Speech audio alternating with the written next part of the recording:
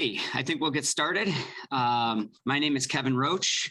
I am the general manager of EcoMaine, but also I serve as the board director for the Northeast region, which includes New England and New York for the Solid Waste Association in North America. Welcome to today's educational session titled Help Wanted, No Time to Waste. When our program committee met late last year to brainstorm what topics we wanted to do for our winter session, we found ourselves complaining about the challenges associated with recruiting. And since we couldn't get off that topic, we decided to make recruiting and retention our topic for today's session. So here we are. And you're in for a real treat today because we have 12 speakers who live this each and every day of their professional lives. So this is real hands-on training from the experts.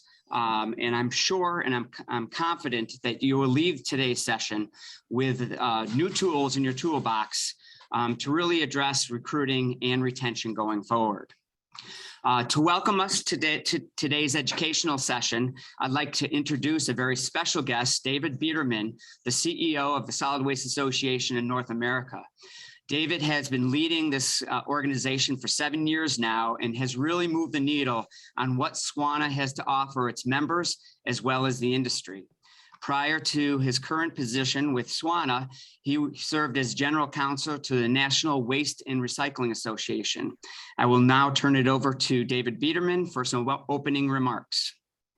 Kevin, thank you so much and welcome everyone to this terrific program, Help Wanted, No Time to Waste. The past couple of years have been very, very challenging for the industry in a lot of ways. And one of our vulnerabilities that has definitely been exposed is the challenges that we face attracting and retaining qualified workers. We knew we had a driver shortage before COVID, but I think the extent of the shortage of workers was not as well understood as it is today. And it isn't just the sanitation or solid waste industry facing this, right? There's a talent search going on all over the country for people who are willing to work, particularly in blue collar jobs. And so we're competing now with the Amazons of the world and a lot of other organizations. And so our industry needs to up its game in order to recruit and retain qualified individuals. This has been particularly true during the various spikes of different variants of COVID, where 20–25% of a workforce might either be out sick or quarantining because someone in their household has the virus. And this has led to significant collection delays, suspension of certain types of services, and very bad press for the industry. So I'm very excited that the chapter has put together this all-star lineup of speakers to discuss and provide tools that you can use to do a better job in this space. So Kevin, thank you very much for the invitation, and I look forward to the presentations.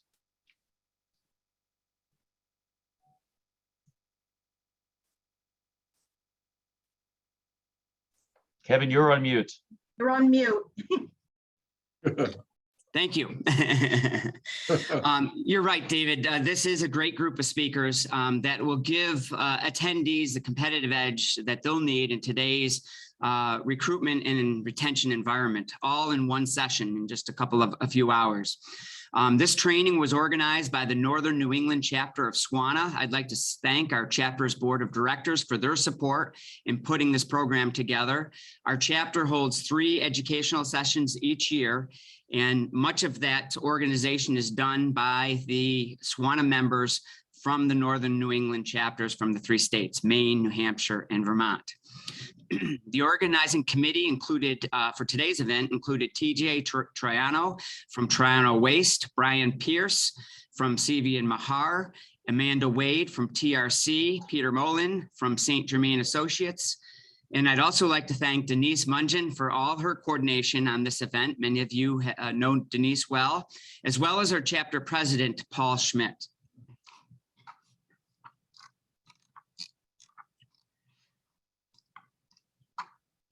So moving right into today's program, I'd first like to introduce Laura Fortman, Maine's Commissioner for the Department of Labor. The Commissioner has served in senior executive positions at both the state and the federal levels, working to protect the rights of workers and help employers recruit and retain a talented workforce. Please welcome Commissioner Laura Fortman. Laura. Thank you, Kevin, and thank you everyone for this invitation.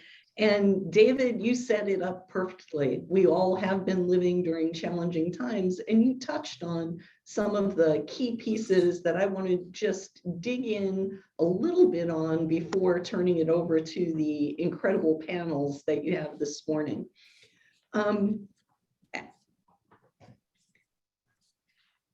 I wanted to just take a kind of a top line overview. Although this is Maine centric, I realize this is the Northern New England chapter, and much of this information applies to the other states as well. But looking here in Maine, there were about 2,200 jobs in waste management in Maine through the 12 months prior to 2021, through June of 2021. It's a significant industry in our state. It paid $117 million in wages, and the average wage of $52,000 is a good wage here in Maine. The jobs are generally concentrated near population centers, but the piece that's really interesting is when we start looking at demographics. For those of you from Maine, you know that we are an older state. And 53% of the wage and salary workers in this industry in Maine were over the age of 45. Also, 84% of the workers were male. This may seem like common knowledge to you, but as we look at how do we recruit and retain workers, it's important to start paying attention to things like only 9% of the workers are under age 25. And that's one of the pipelines that we should be looking at. This is also an industry that, I mean, you heard David talk about knowing that there was a challenge around truck drivers, but the industry itself covers more jobs, and we need to be looking at all of those occupations and probably having slightly different targeted strategies for recruitment and retention in each of those.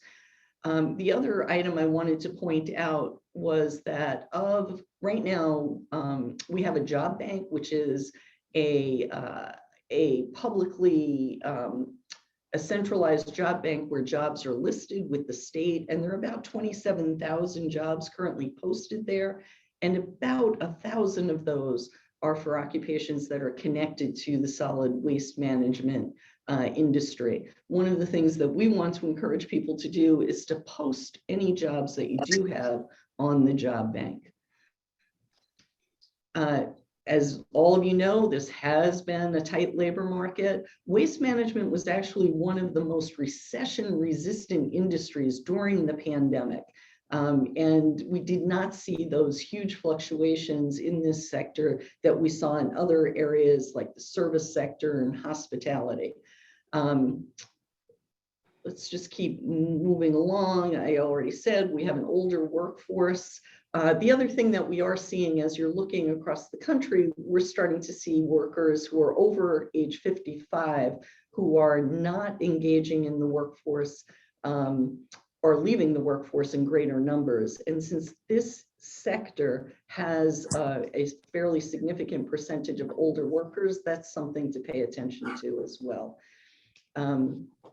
David pointed out the fact that this is, everyone is competing for these employees, and really what we need to be doing is figure out strategies that work for your sector and really showcase the advantages of working in this industry. Last summer, we did a survey. At that time, the unemployment rate was significantly higher. We had lots of people who were not in the labor force, and we did a quick survey to try to find out what were the challenges to people entering back in the workforce. COVID was one of the major concerns at that time, and also lack of opportunities that matched skill set. Now, when we've been digging into what does that mean, sometimes people aren't aware that there are transferable skills, but some of it goes deeper than just the skill set, and it's also the value proposition that the particular job is offering. What can employers do? And I think this is something that you're going to come away from today with much more practical, hands-on answers to. But basically, one of the things is to really understand who's missing from your workforce, and what can you, how can you be targeting some of your recruitment strategies? We said earlier that the majority of people in your workforce are men. Would it make sense to be targeting women, younger people, formerly incarcerated individuals, people who are in recovery, people of color, people who might have similar skill sets who could be trained to enter your workforce? And one of the challenges that I think we're all seeing is, how do we partner with groups who are trusted to do some of that recruitment? We think that the American Job Centers can be those trusted partners.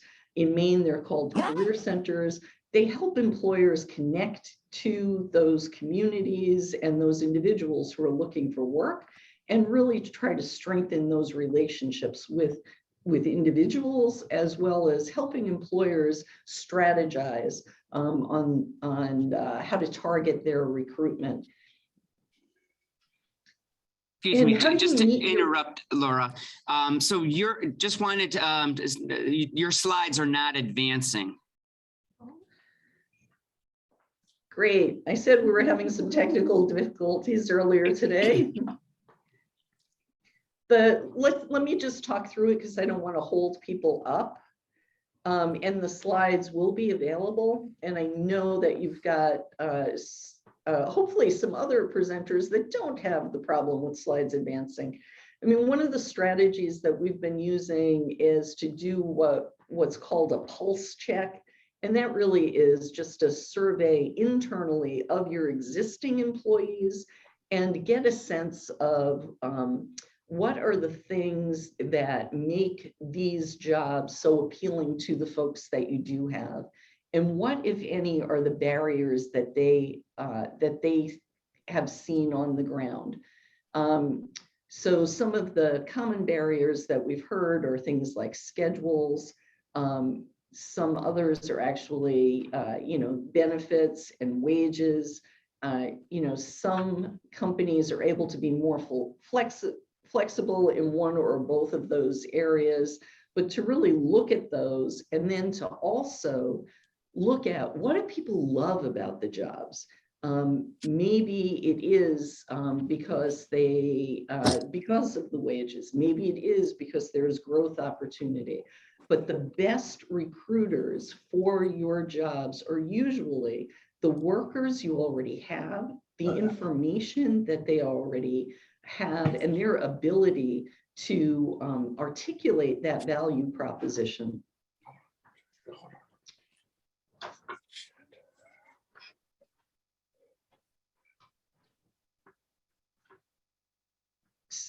So we suggest that what you do is take the information from those pulse checks, modify your job postings so that you can highlight both what you're looking for and also what you are able to give to those employees. We heard earlier about COVID-19. That's, things are looking much, much better, but there is still concern about appropriate COVID-19 protections in the workplace. Can you highlight that? Can you highlight flexible schedules? And how do you really make that connection between the work that you're doing and the value it brings, not just to the individual, but to the communities that you're serving? More and more employees are looking for work that allows them to have that sense of mission and purpose and fulfillment. some of the training methods, and you'll hear more about this. I saw my colleagues from both the University of Maine and the Maine Community College system will be talking about specific skill development and training and programs that can be offered. One of the things I would like to suggest is pre-apprenticeship, apprenticeship, and apprenticeship programs, as well as connecting with your career technical institutions, adult education, community college, and university systems. Registered apprenticeship, about 94% of apprentices remain employed after they've completed their apprenticeship programs. And in Maine, there are about 1,100 apprentices right now, and 113 of them are in the waste management field. So there's plenty of opportunity to grow those. The other group of often overlooked and potential employees are folks who have disabilities. The Maine Bureau of Rehabilitation Services has a significant pool of job seekers. At any given time, our Bureau is working with about 3,500 individuals from across the state who are actively seeking employment and have employment as their goal.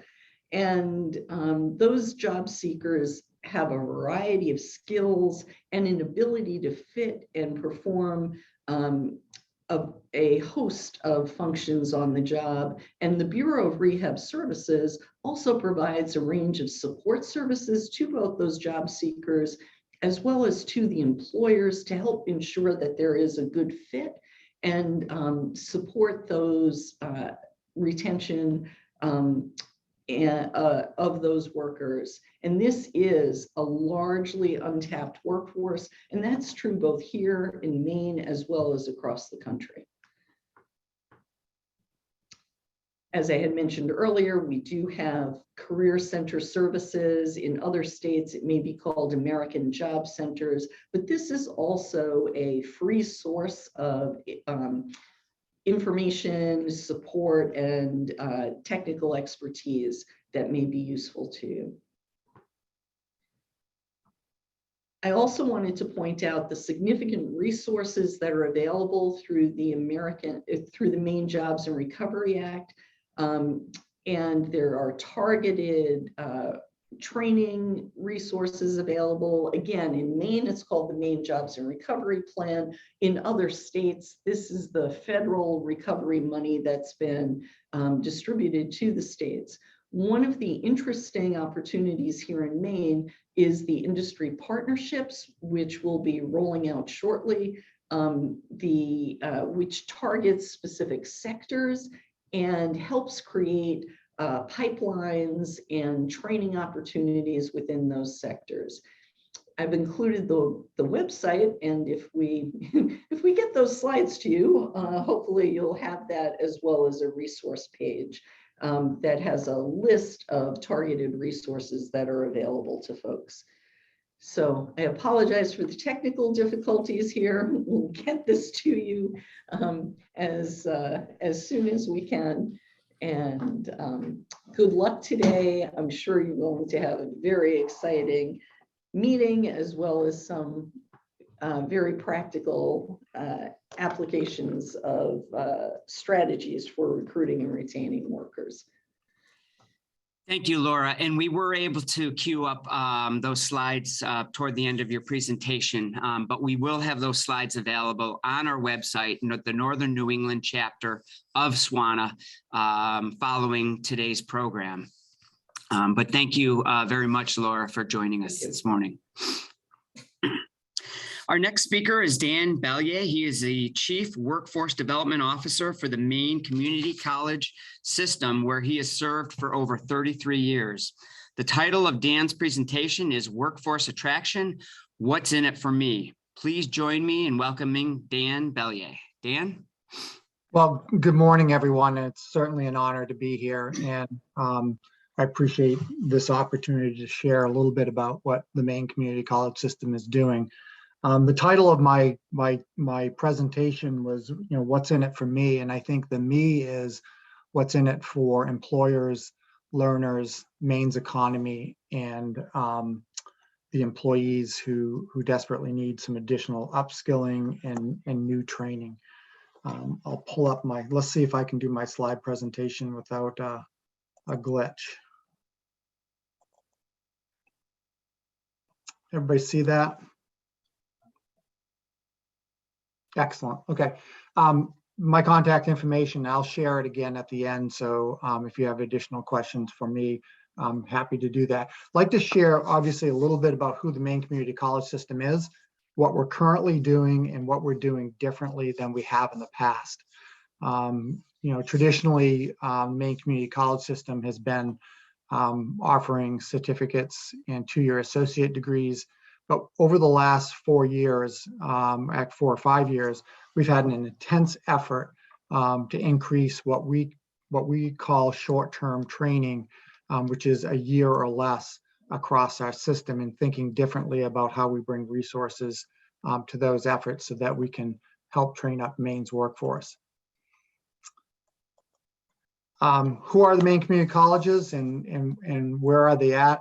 There are 7 colleges across the state of Maine, from Presque Isle to Wells. And then we have some offsite locations that are satellite sites that we offer training at. Maine's Community Colleges offers nearly 300 degrees and certificate options, leading to immediate employment. Our in-state students pay $96 a credit hour, which is the lowest tuition in New England. We're extremely proud of that fact. That keeps us very lean and mean, and also keeps a lot of overhead layers to a minimum so that we can apply the resources that the state of Maine gives us to put directly into training.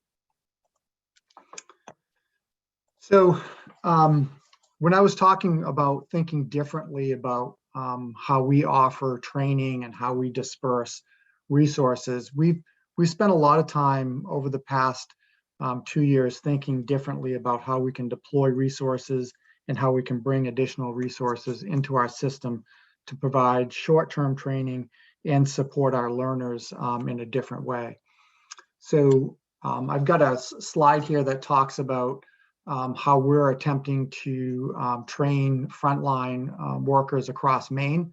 And our plan is to train 24,000 individuals over the next 4 years in 3 different stages.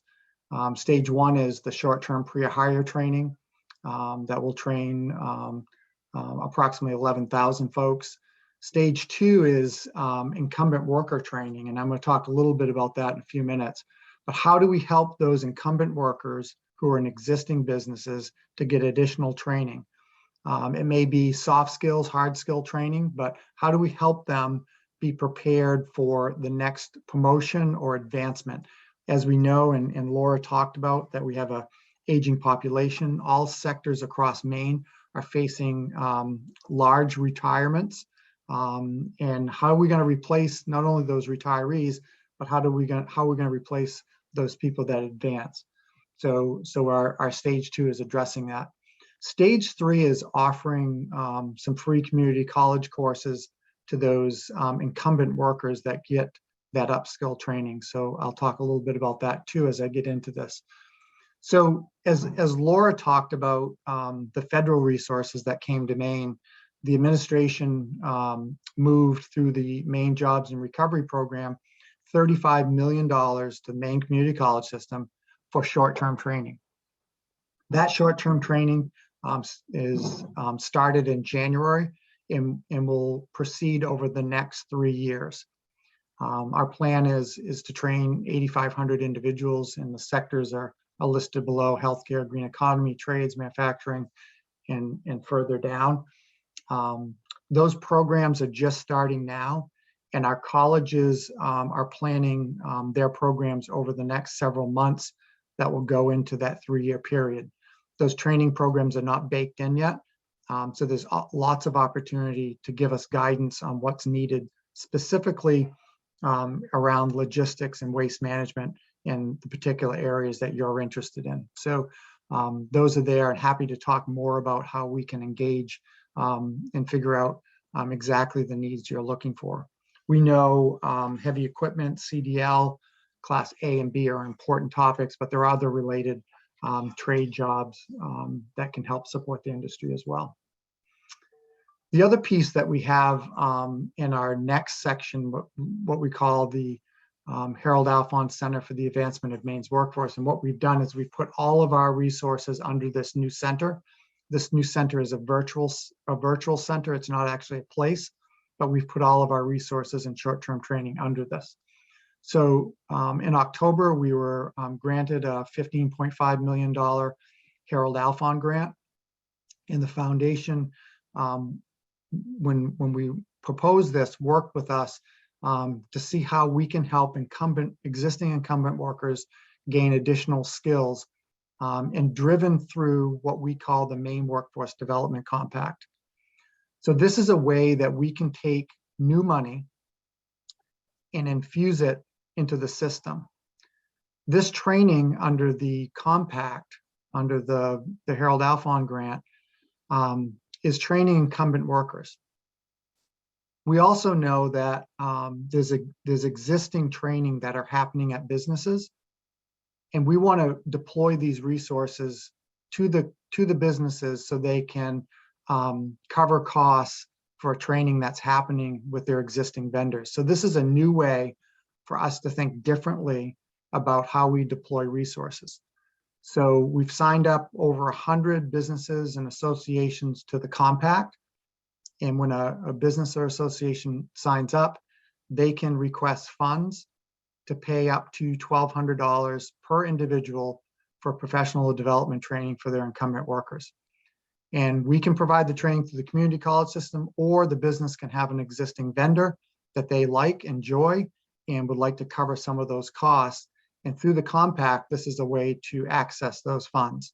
Again, it's $1,200 in the first year per employee for professional development training. It can be a one-day seminar, it can be a week seminar, it can be just about anything that provides additional training to incumbent workers. For example, we have some auto dealers who need to send their technicians to the manufacturer for training, something that we don't provide. We can cover some of those costs through the compact. We're adding another $10 million into this through some other state funds. So this will be an effort that will round about 25 million over the next 4 years. And we plan to train approximately 13,000 individuals. Part of this as well is providing free community college courses to those incumbent workers who may be upskilling. And we know that in Maine, there's approximately 200,000 individuals who have some college but no credential. So this is a great way for someone to get restarted or start for a credential certificate or credential of value. And what we've looked at is if an employee jumps in on this in year one, they can get a free community college course, and then they can get after that, years 2, 3, and 4, half of the cost of a course. And we believe within 4 years, an individual could capture 30 credit hours, which is half of an associate degree at a low cost. So that's how we're deploying those dollars. We have our traditional Maine Quality Center monies that we deploy for short-term training. Last year, even during the pandemic, we trained 6,300 individuals in short-term training through the Maine Quality Center program. We'll continue that effort at a little bit less scale because some of those dollars are being deployed over into our HAF grant. And then we have a remote worker grant, which we're training on folks how to be successful remote workers, and also how to train individuals who can supervise remote worker teams. The Maine Workforce Development Compact is here. It's on our site. I'll share a link on the webinar this morning how to access this, but it's a simple way to click on and register and apply for grant funds. It's very simple. It takes about 90 seconds to do this. And then if you have a project that a employer is wanting and would like to capture some funds to pay for it, we have this site to be able to do that. We're also thinking a little differently about what tools are we using to attract individuals into training. So we're obviously looking as we attract folks into our training programs, how are we thinking differently about that attraction? We know many social media sites are used differently for that attraction, and different populations obviously look at social media differently. For those sort of 40 to 50-year-olds, we know Facebook is a very successful way to market out to folks, but we also know Instagram is a medium that's capturing the younger population who may be looking for employment or looking for training. We're also thinking differently, as I said, with organizations and partners. How do we work together to think about how we upskill Maine's workforce and really dig in a little deeper than we have in the past? The money through Maine Quality Centers is driven by state statute, so there's a lot of guardrails. These other funds are more flexible. So the Maine Jobs and Recovery funding, we were able to qualify sectors that were affected by COVID-19. So we didn't necessarily have to have each individual say they were affected by COVID-19, but we qualified the sectors. So if people are entering the sector, they're automatically qualified. So ease of access to get into our programs. We're also working really hard to think differently about these hard to reach populations. A new American population, folks in recovery, residents in corrections and departing corrections, and obviously our focus has been unemployed and underemployed and low-income Mainers. We have many really good programs that can take folks from basically poverty to middle class in a very short period of time. And these populations are underserved and undertapped. One of the really cool things that we've been working with the Maine Department of Corrections on is we've actually partnered with them to actually hire an individual that's going to focus in on the training that they do within their facilities, and how do we connect it with pathways to the training that happens outside. And we're really pleased with that partnership we've developed with them. But we've also dug a little deeper with them. We submitted a EDA Good Jobs Challenge grant 2 weeks ago. And that grant really is focused on low-income, new Americans, folks in recovery, and folks departing corrections. And what we did with that grant is we focused in on supports for individuals in training, which means we're going to be able to support 350 individuals with training stipends while they're in training, so they can focus in on that training. So one of the focus areas is journey electricians. We're going to train 300 if we acquire this grant, and each person will be supported by a $500 a week stipend, so that they can overcome some of those transportation, housing, and childcare barriers. So that's something that we're very focused on. We have a bunch of programs where employers are providing those funds so individuals can get those credentials quickly, and it's really drawing from folks who are making minimum wage into that higher wage job and then leading right to employment. We're also looking at all these short-term pathways. How do you take a short-term training, give folks credit, college credit, so they can advance? So pathways from short-term training to certificate and degrees and beyond is really important. We're using micro-credentials, which are short-term badges, which can stack to credit offerings and help somebody take small little bites of training and advance to degree attainment. We actually did a really cool program as the pandemic started, and worked with a number of industries to provide COVID readiness micro-credentialing. And just under about a year and a half, we provided 13,700 micro-credentials on COVID readiness.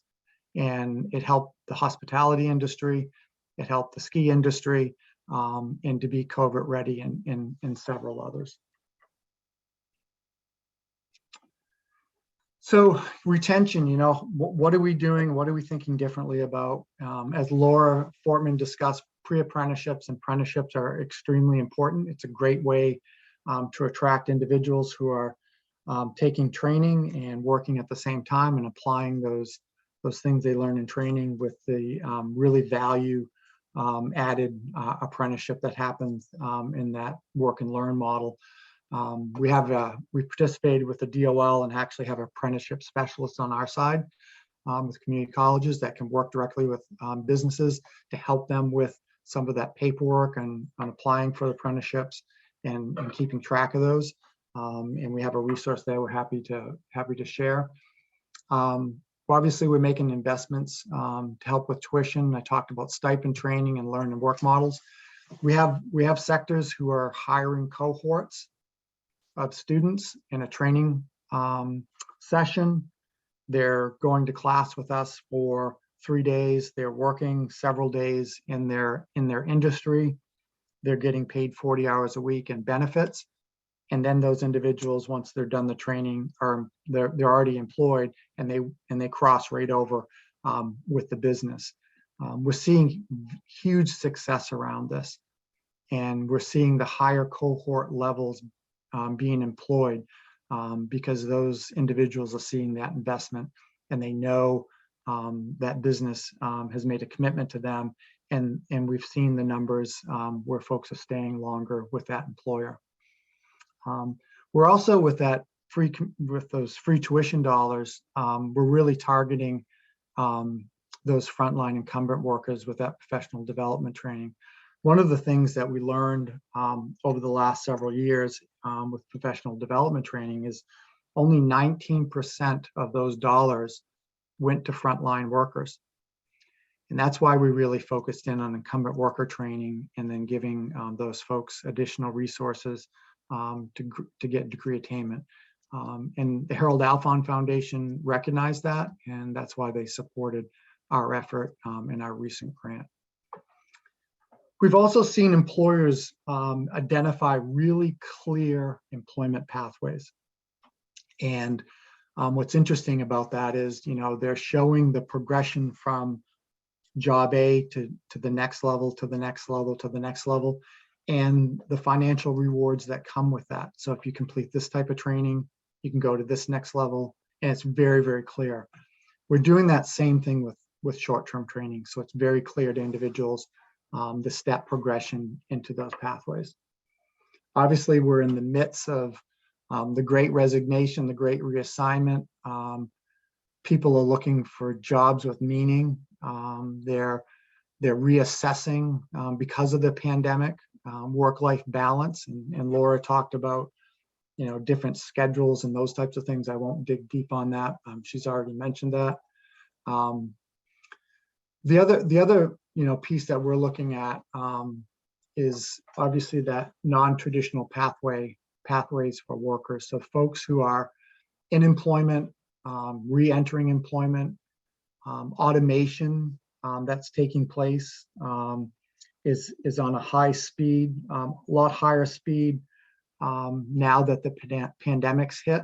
So if you look at electric vehicles, you look at any of the automation that's happening in the service industry, it's here, it's going fast, and we need to be prepared not only now, but in the future about how we think differently about our training. Electric vehicles is a great example. You know, the electric vehicle motor has 15 parts.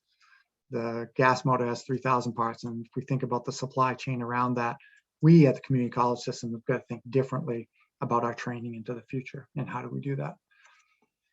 A couple interesting stats that really have hit us. In 2020, only about 38% of high school graduates did not move on. They didn't move on in their first year to higher education and training. In the pandemic of 2021, that increased to 42%. We know that the availability of higher wage jobs had an effect here. But we also know there are folks who just stayed out of the workforce. And how do we attract them? And we believe attracting them is through some short-term training options, because not everyone is interested in a 1-year, a 2-year, or 4-year degree. They want to start differently. So more on-ramps into education pathway is important. And that's really true for us because, you know, we think about the semester schedules. You know, there's one way to get into a semester, but there are many off-ramps to get off. We've got to provide more pathways. So I think I'm at time, so I will just finish with if you have any questions. Again, we have a model. We don't have the model. Many of our other training partners have great models as well. And we obviously want to work with as many Maine employers as we can to upskill Maine's workforce, and I'm happy to take any questions. Thank you, Dan. And please, just as a reminder, please add your questions to the chat. Peter Moline will be vetting those questions. So Peter, do we have any? No, not yet. Not yet. So we need to encourage you to please get those questions in, and so that we can get the answers that you need. So please add any questions to the chat.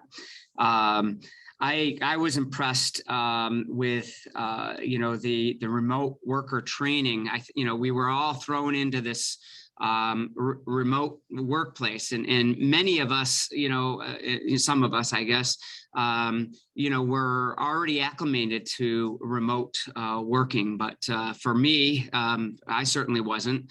And so, you know, being thrown into that environment was something new.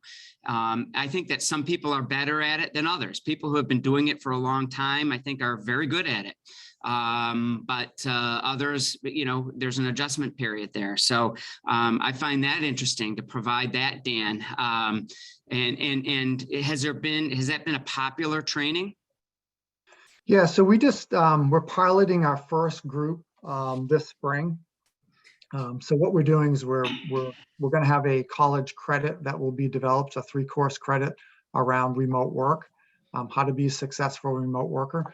But one of the things that we did in that training, that we're doing in the training that's piloting, is not only are we providing the remote worker training, but we're also tying it into the remote worker skills that are needed. So customer service, there's obviously remote work in medical, but we're also going to provide a certificate on how to successfully supervise remote worker teams. And it also includes on, you know, what are those best practices around remote worker. We'll train 700 individuals over the next 3 years. And we also developed a remote worker council from industry to give us advice. And that council is made up from folks from LL Bean, Northern Light, Unum, gentleman who owns Friday App, and others, to give us direct industry guidance on what they're looking for. So it's being driven that way. And our first pilots are starting here next month and the following month, and it will go fully live this summer. Great. Thank you, Dan, and thank you for that presentation. We'll try to stay on schedule here and move right into our next presentation. Our next speaker is Chrisanne Blackie, who is the Director of the Career Center for the University of Southern Maine. Chrisanne has over 20 years of experience as a certified career counselor, a master career counselor, business coach, and trained mediator. The title of her presentation is Developing a Strategy to Enhance Student Engagement. I will now turn it over to Chrisanne. Thank you very much. I will do my screen share. And while Chrisanne was queuing up her screen, please remember to put your questions in the chat so that Peter can capture those. Thank you. Wonderful. Thank you so much for inviting me to meet with you today. I appreciate you giving me some of your time. I'm Chris Andlack. I'm the director of the Career Center at the University of Maine up in Orono. And I know my bio says USM, but we've got that corrected, I believe. So I'd encourage you to reach out to me. On this first slide has my contact information. Myself, as well as my staff at the University of Maine Career Center, is more than happy to work with you to develop strategies to engage with our students and students across the state. So I've been at UMaine for over 20 years now, but I've been the director of the Career Center for about 6 years. And we really have seen some changes over time, I will say. So in this presentation, I'm just going to do a quick overview of our key topics that we want to talk about. So understanding and knowing your Career Center staff. We'll spend some time talking about career management platforms. I'm not sure how much exposure you've all had to that, but that's certainly been a change in our systems. Ways to connect your employees to their alma mater, how to be a campus partner, and ways to communicate your vision and values and developing your plan. And just as key reminders, the Career Center staff at any university or college is happy to help you. It does take time to build relationships with students and to have name recognition with students, with employers, and then consider being a campus partner. So knowing your Career Center staff is, I think, very important in building that relationship. So, and some of these employers, we really try to connect with you guys on a regular basis, but our Career Center staff is different and different college campuses. We have an employer relations team. Our team is pretty small. At larger universities, you may have up to 10 people on our team. We have about 2, and but we all work together to help you with that. So it's good to know that resource. Our websites are pretty robust at most of our career centers. So we have an employer section on our Career Center website that will provide you with some tips on how to engage with students. We have an employer guide that's a hiring guide, and that is an excellent resource to look at, to kind of a checklist of things to be doing in order to connect and hire our students. You can arrange for meetings with us either in person or virtually to discuss your recruitment needs, and we're happy to help you develop some strategies. This is a very common question that we've gotten lately, is how do we connect better with students? How do we get your students to engage with us as employers? So here are some of your recruitment options. Job postings, I mean, that's a pretty standard, right? Putting a job posting out there into our system. We have career fairs. The last 2 years, we have done our career fairs virtually, which has changed the way our students are engaging. Some employers have enjoyed having a virtual career fair, and some of our students and others would like to see us go back to an in-person career fair. One of the advantages of a virtual fair is that you have designated time with a student, so designated one-on-one time, and that usually is very helpful. Some employers host information sessions, which is just like an hour session maybe to tell students about your company and your opportunities. And then sometimes that is followed up by on-campus recruitment. And you can have one-on-one interviews right on campus, either in person, or you can do those interviews virtually. We do allow tabling on our campus, which means that people can set up displays in high traffic areas. Most of our folks will connect into like the student union, where we see a lot of student traffic, especially at lunchtime. But sometimes employers will ask to table in an academic area if you're looking for specific majors and you want to be in front of that group of students. There are also opportunities to do classroom presentations and to be guest speakers. So understanding the career management platform. So this has changed. If several years ago, we really didn't utilize the career management platforms the way we use them today. And so this has really become the students' career management platform. So this is how students are managing their career development. Each college or university you work with may have a different platform, and that is confusing, and we apologize for that because that makes your life a little bit harder as employers. However, the University of Maine system, so all of our schools within the University of Maine system uses the same platform. We all use Simplicity. And we can share resources. So you can post one job with any one of our institutions and it can be shared out to everyone. So we're really working on creating a universal system for the University of Maine system schools. You may also see Handshake being utilized at other schools, and that's another common platform. And so probably those are the two. If you're going to learn a career management platform, it's probably Simplicity and Handshake are probably the ones you want to pay attention to. There are some other additional ones out there, but these seem to be leading the marketplace right now. Typically, you can set up an account where you can manage your job postings and your campus recruitment schedules. So once you are in our system, then you have the ability to post a position, change the due dates for applications, set up on-campus recruitment schedules right through that system, and you can take down your posting. So you have a lot of flexibility in being able to work within our system. Most of our employers right now are still interviewing virtually. And when using a platform, we suggest use something familiar to students. Our students are most familiar with Zoom. We have seen many employers using WebEx, but however it is that whatever platform you're using, if you have the ability to send a student maybe some tips, if they have to download something ahead of time, they're really good at doing that. They're just not sure what to do. So if you can provide them with the guidelines around your platform, that is a really big help for our students. Our Simplicity platform will allow employers to search and reach out to students. So the students will complete a profile, and that includes uploading their resume and any of the documents that they want to share. And they can make that profile public. So that allows people, once they're in our system, to reach out to students. So you can then invite them to engage with you. And we use that strategy a lot at career fairs, where employers can then go in and look at the students who have RSVP'd for the career fair and reach out to them and invite them to come meet with them during their career fair time period. So understanding the components of the system that you're using will really enhance your recruiting experience, and we're happy to help you. Our system, its Simplicity, has tutorials. We have lots of tips. There's all kinds of things that we do that to help you out. So one of the greatest strategies that I think to use really is connecting your employees to their alma mater.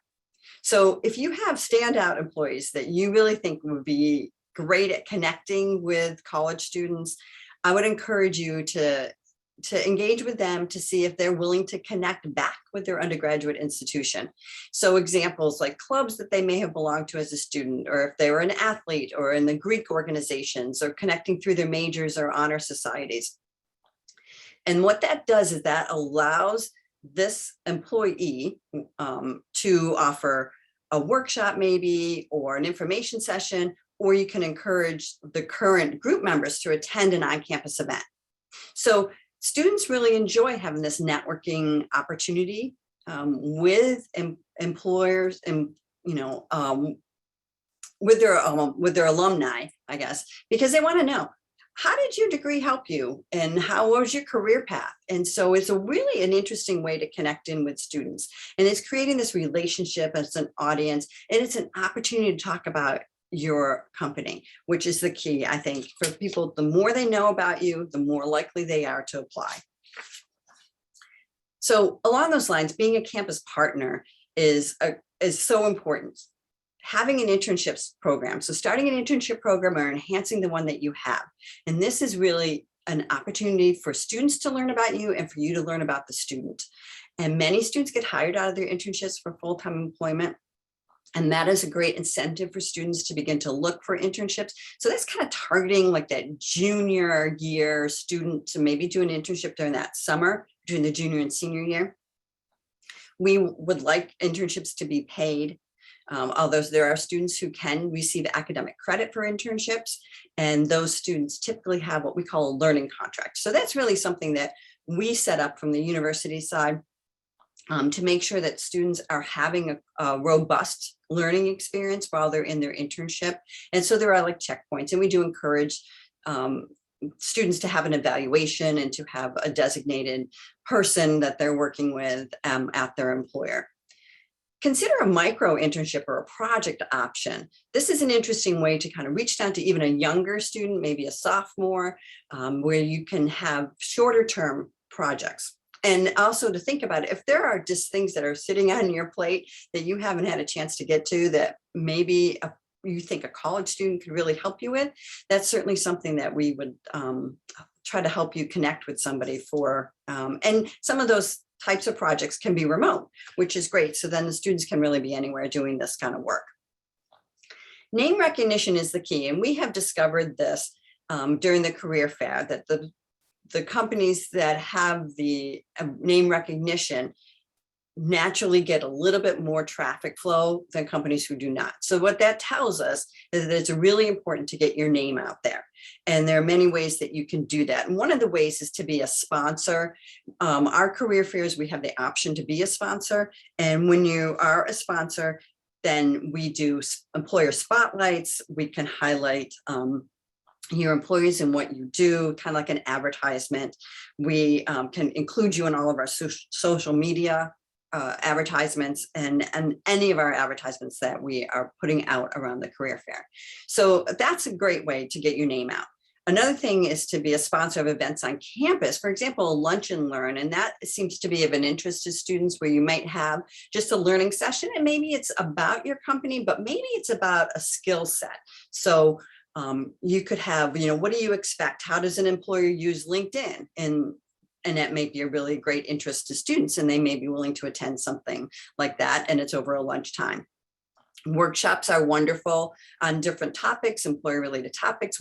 Career-ready skills are always of interest to the students.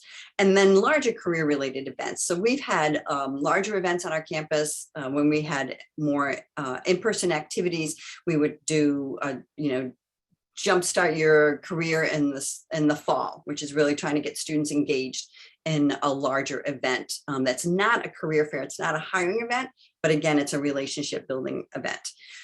Work with the fundraising arm of the campus to learn about sponsorship opportunities. We have employers' names all over campus in different ways. There's signs and banners and key advertising spaces. There's athletic events. Certainly they have signs and announcements and giveaways that are available, and activities, for example, like intramurals. They have t-shirts for intramural teams, so you could sponsor a team. There's kinds of events and equipment.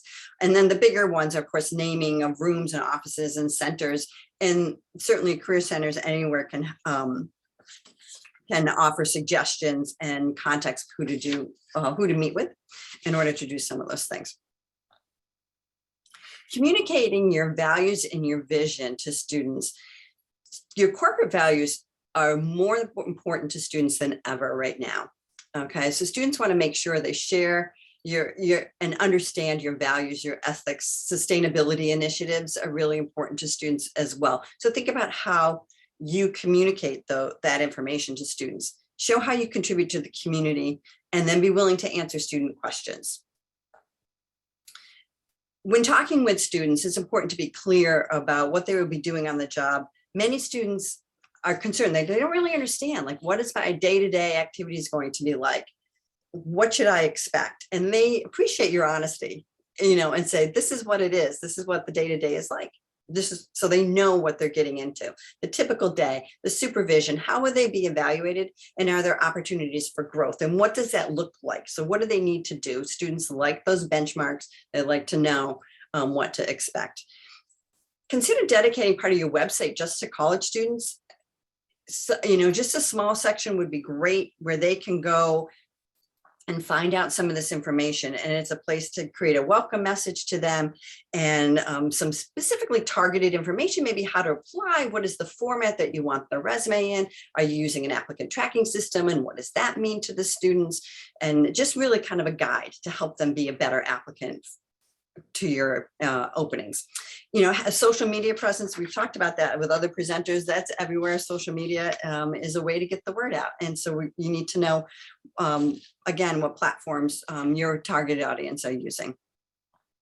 And then developing your plan. So creating an action plan to enhance your recruitment needs. So who do you need to meet with? and start with your Career Center staff, and we can help you identify who on campus could be really strategic partners for you.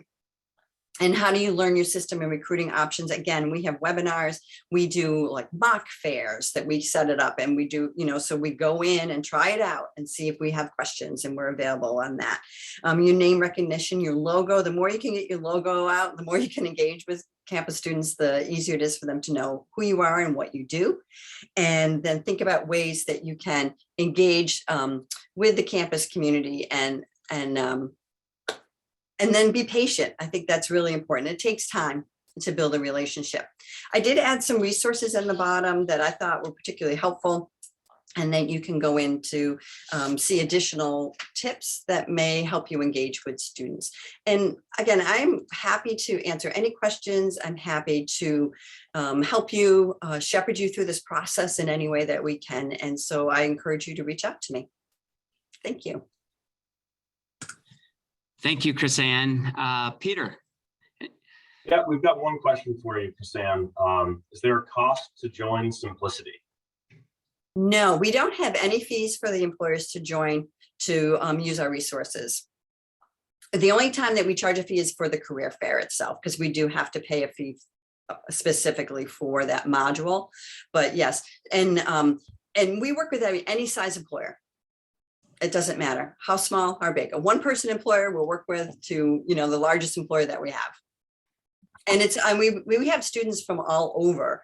So we certainly are working beyond the main borders to work with employers, because we have quite a number, almost 50% of our students are from out of state. Great, thank you. And one more question for you. Can state university career centers be helpful for smaller employers? Yes, for small employers, we often, we work with you one-on-one and can think about how can you maybe develop an internship or like a micro internship or project or whatever. How can you get in touch with a specific organization that may have the target audience that you're looking for as members? And I'm happy to help you post those jobs and get the word out about what opportunities you have. Great, and then just one last question. How time intensive is it to use Handshake or Simplicity? Handshake, I am not familiar with that platform, so I can't speak to that one, but for ours, we use Simplicity. And once you learn it, it's pretty easy to manage.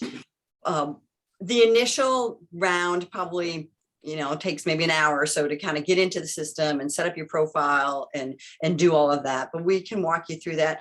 And then once you learn the system, you can go in. But for some employers, if they have like one job every once in a while, they may not want to spend a lot of time learning that system, and we're happy to post jobs for you, can do the behind the scenes work, because we can get on the administrative side and set up a lot of that information for you. Great, thank you. How are we doing on time, Kevin? I've got one more question here. Shoot. Sure. Okay, Chris-Ann, do you have a formal internship co-op program, or do you leave it to the employers to set up their own programs? We have an internship guide on our website that creates best practices. So different majors may have a required internship. Not all of our majors do require students to do an internship or co-op. Co-ops typically are in engineering students, and there is a program for that. But the majority of our internships for our students really are over the summer, and they tend to be during that summer break time. Now, our students are out the first week of May, as our last week of classes. So summer is really the bulk of May, June, July, and most of August. So that's quite a bit of time that you can have somebody working for you. And we do encourage you to create some solid guidelines for an internship so that we know that students are learning something. So what do you want students to learn, to be a better candidate for you down the road, or to be a better employee, and give them those opportunities. And so we can help you with those guidelines. They're right on our website. Great. Some great questions. Appreciate the questions very much. Adds a lot to the program. As you have questions, please put them right into the chat box so that Peter can capture those. and very much appreciated. Our next two speakers are Don Brewer, Human Resources Director, and Mary Payson, Recruiter for Cumberland County. Don is a certified labor relations professional, and Mary is a certified staffing professional with over 3,000 interviews under her belt. The title of their presentation is Unlearning and Rethinking Recruitment. Please welcome Don and Mary.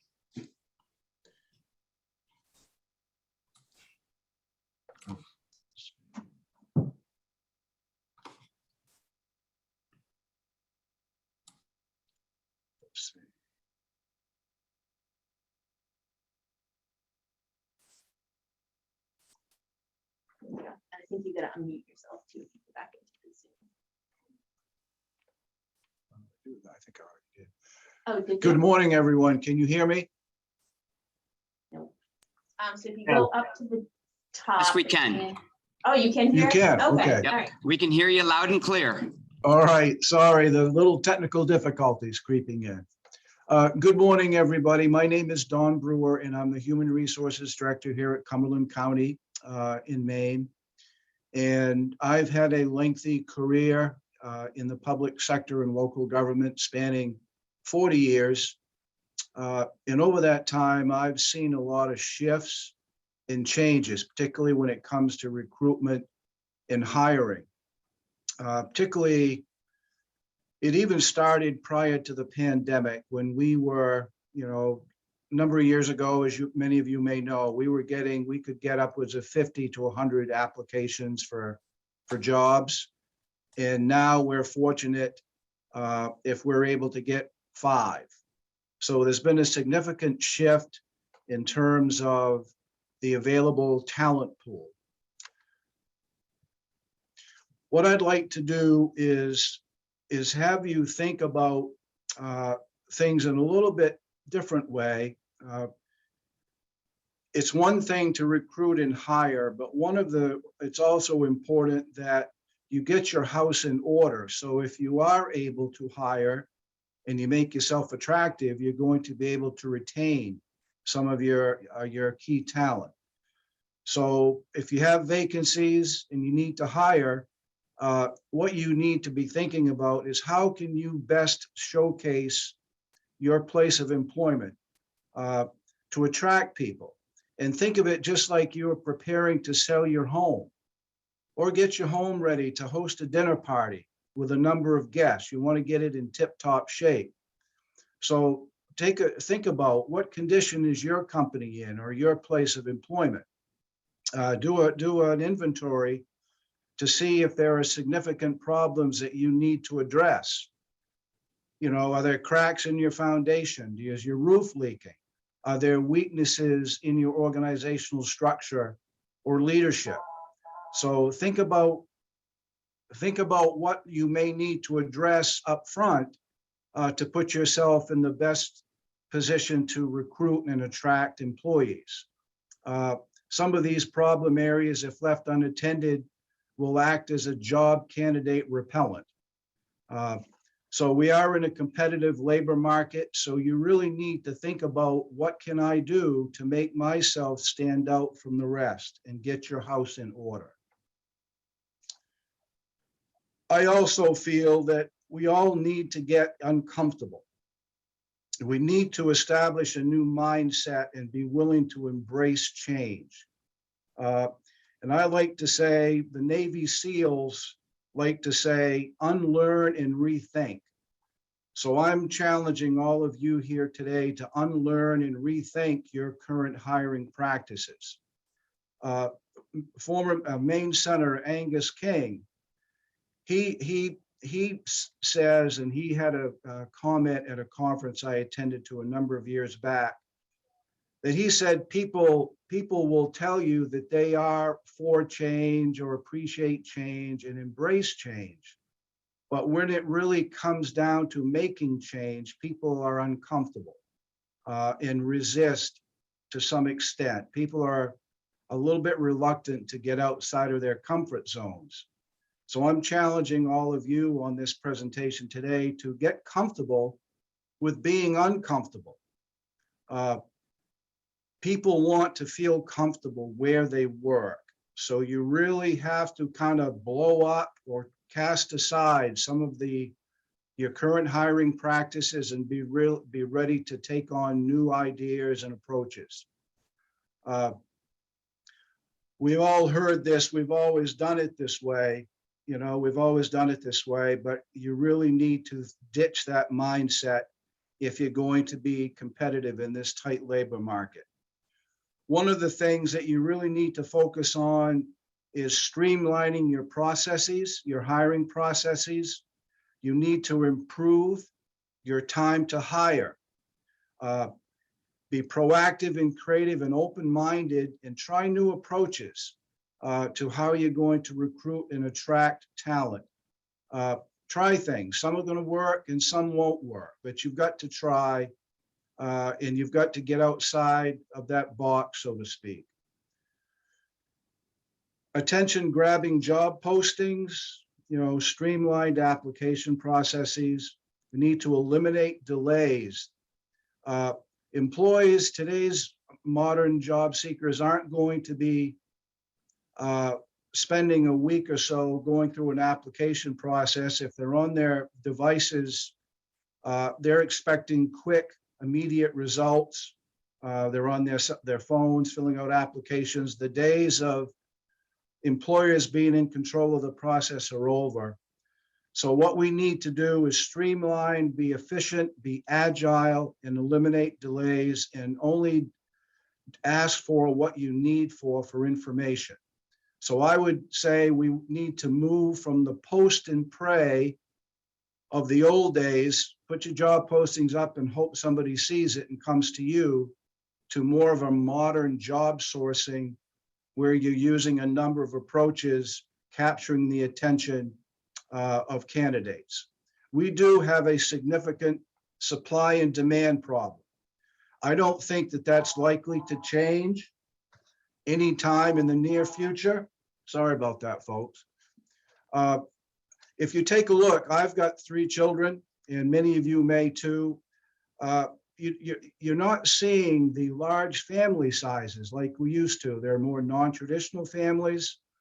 In my past, we would see families that might have anywhere from 6 to 12 children. I don't think you're seeing that anymore. And I think that's contributing to the labor shortage, and it's been happening for some time. I'd like to kind of give some statistics from the Society of Human Resources Management, which Mary and I both belong to. And back in the winter of 2021, the latest data from the US Department of Labor shows that approximately 4.2 million fewer workers in the labor force compared to just prior to the pandemic. And the labor force participation is lower than at any time in the past 20 years. We've already heard of the Great Resignation. People are more selective, but that's a pretty significant statistic. On the other hand, job openings stood at 10.9 million at the end of the summer of 2021, which is also the highest level ever recorded. So employees were more selective due to the stimulus payments that they were used to getting and the unemployment benefits. So they had reasons to not enter the workforce for a number of reasons. But I think what the last couple of years have taught employers such as us is that you can't discount how people how they feel about their jobs, their lives and their families. It's very important to them. And it's important for us to think about the work-life balance and how we need to be considerate of our employees and their family lives and their personal lives. So let's talk about culture. What's your workplace culture? What is your reputation amongst your current or past employees? How is your employee morale within your existing employees? What are your employees, both current and former, saying about you on social media? Glassdoor, Facebook. People are talking. And why would candidates be attracted to your workplace? What makes you stand out from all the other opportunities that they have? How would you rate the job satisfaction within your current workforce? Do you have a way of measuring? Are you speaking to your employees and getting some feedback? What would they truthfully say if you ask them about how satisfied they are at their job? Do your employees feel valued, appreciated, respected? Are they listened to? Do you seek out their input? Are your employees, would they feel that they're being treated fairly and consistently? Are all employees treated the same? Put yourself in their shoes. I always like to do that. I like to put myself in the shoes of the employee or anybody that I'm working with to kind of get a sense of how their perspective. Are employees being held accountable for performance or behavior? There's nothing more aggravating to employees to see one or more employees being treated differently than others, particularly the high performing employees who are most likely going to be silent and you don't hear from a lot. They see how some employees may be treated differently. So Chris Ann mentioned this and just previously, that the job satisfaction of today's modern workers is really more than a paycheck. They're seeking for quality of life, national and global initiatives and causes. What are your corporate values, as Chris Ann noted? Your values and ethics of your company or place of employment. What contributions do you make to the community? These are the things that today's younger workers and modern workers are looking at. So it's more than a paycheck. Do you have a plan, a strategic plan?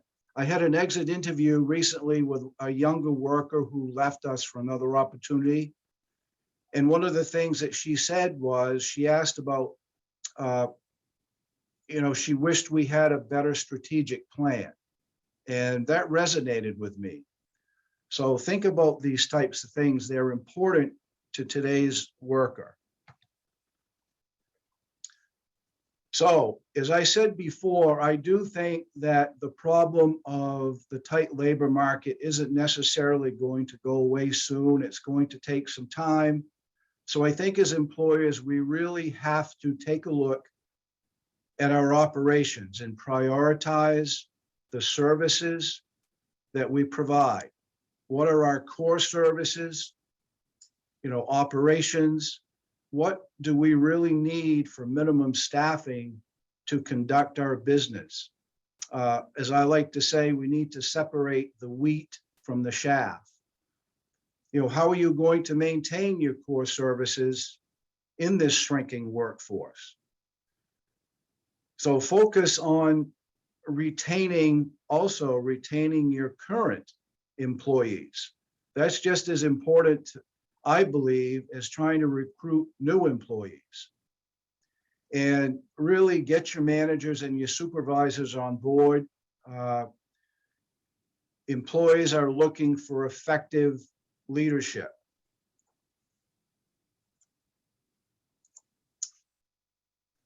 So become an employer of choice. You really need to stand out with today's job candidates.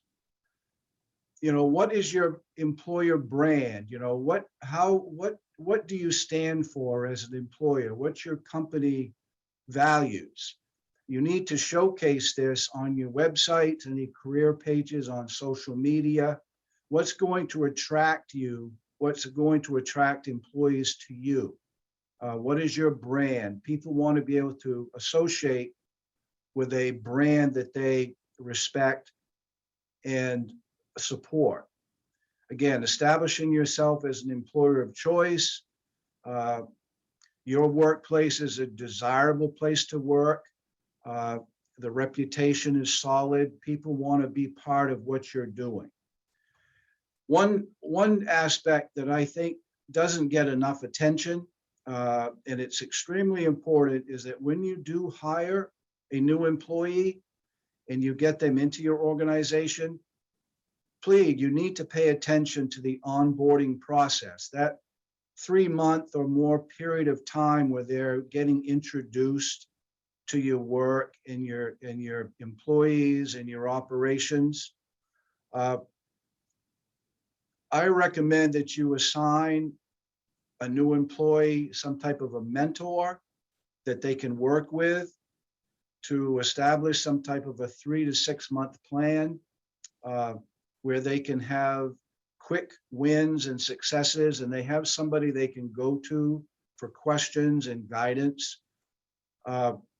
Statistics have shown that if there is an effective onboarding program with a mentor and a solid plan in place, that it equates to 50% improvement in employee retention and 70% improvement in productivity.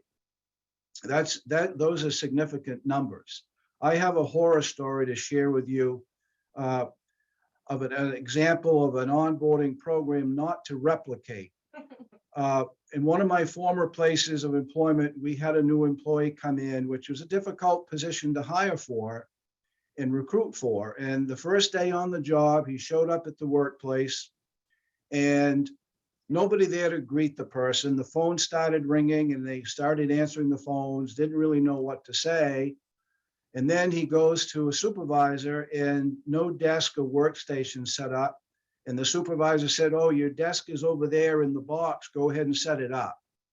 So you can guess what happened. The next day he was in my office saying that, he was going to resign and just didn't feel part of the organization. And I felt terrible about that. We had some training on that moving forward, but that was kind of the onboarding experience from hell, as I like to call it. So the other thing that's important is really, you need to either coach up or manage out some of your ineffective, toxic employees. You need to have a zero tolerance for bullying, and you really need to treat employees fairly and consistently and holding people accountable. It has a tremendous negative impact on your employee retention, morale, the productivity, and your employer reputation is going to suffer immensely from that. So you really need to take a look at all of this to get your house in order. So I've got a couple of slides I'll end with before I turn it over to Mary Payson, our recruiter. But these are some of the things that today's job seekers are seeking. And it's certainly not an all-inclusive list. And some of you could also add to this list, but we've already heard it mentioned in some of the previous presenters, but today's job employees are looking for professional growth, development, and promotional opportunities. Obviously, good pay and benefits. And do you know if your wages are competitive and your benefits are competitive in your industry? What we did here at the Cumberland County recently is we noticed that we were having difficulty recruiting and retaining for some positions, particularly in trades, the trades positions.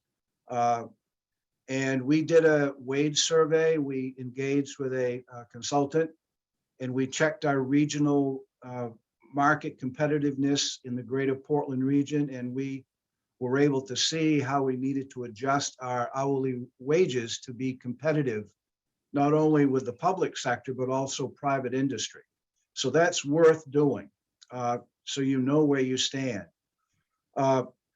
You can offer paid job skills training to help those employees acquire any necessary licenses, CDL licenses, for example, or certifications. You're going to see this term used a lot in these slides. Flexibility. People now are looking for family-friendly culture, work culture. They're also looking for perhaps the ability to work remotely. That may not be feasible, solid waste or some of your industries, but it is particularly with public sector. Again, flexibility with family friendly.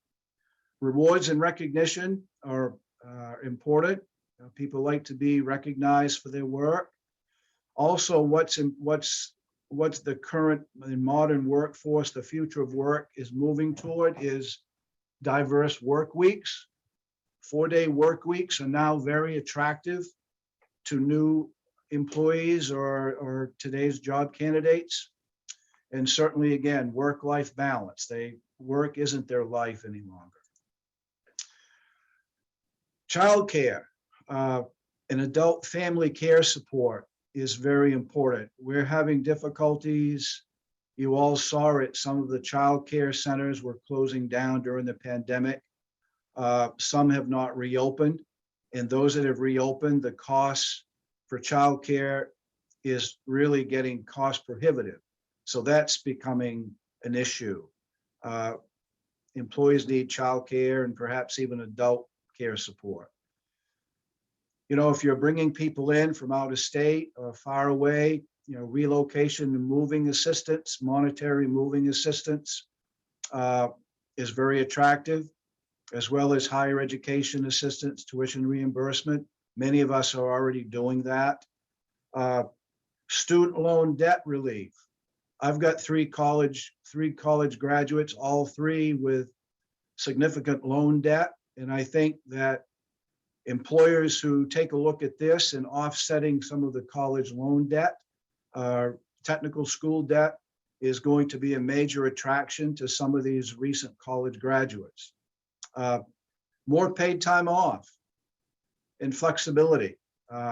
That's very much an attraction for today's modern worker and new worker. Referral payments to current employees who are referring new employees to come on, sign-on bonuses, mental health and wellness programs, very attractive.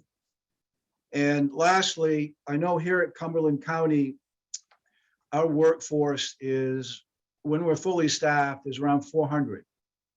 And over the past several years, particularly more pronounced during the pandemic, we were down some 80 positions, which was very challenging, of which over 60 were correctional officers. But when we look to recruit and attract correctional officers for our Cumberland County Jail, what are some of our more significant roadblocks? The lack of affordable housing in the area, and also the lack of childcare. So it's a big issue that it's not just, you know, recruiting, but do we have the infrastructure to support these new workers coming in with housing and childcare opportunities? So there's a lot to really think about and consider. And lastly, what have we done here at Cumberland County to try to be proactive instead of reactive? And one of the initiatives and one of the steps we took was we just recently hired a full-time recruiter to really focus on recruiting, hiring, enhancing our social media platform and taking a look at everything and blowing everything up and starting over. So Mary Payson has been with us for, I don't know, 4 or 5 months now and has hit the ground running. And at this point, I will turn this over to Mary. And thank you very much.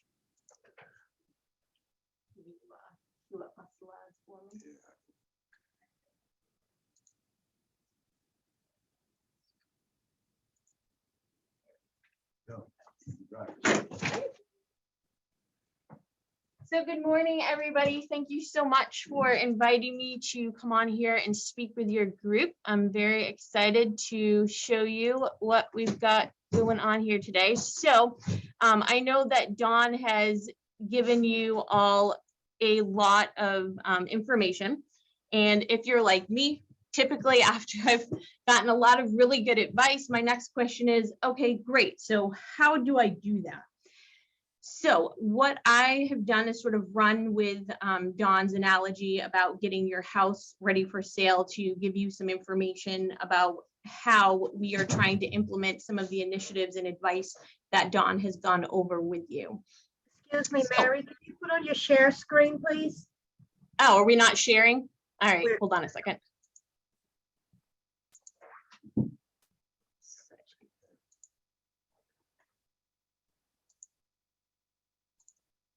All right, is that better? Yes, I see some nodding. We're all good. Yes, All right. we see it. All right, perfect. All right, so my first question is, are you going to hire a realtor or are you going to put your house on the market for sale by owner?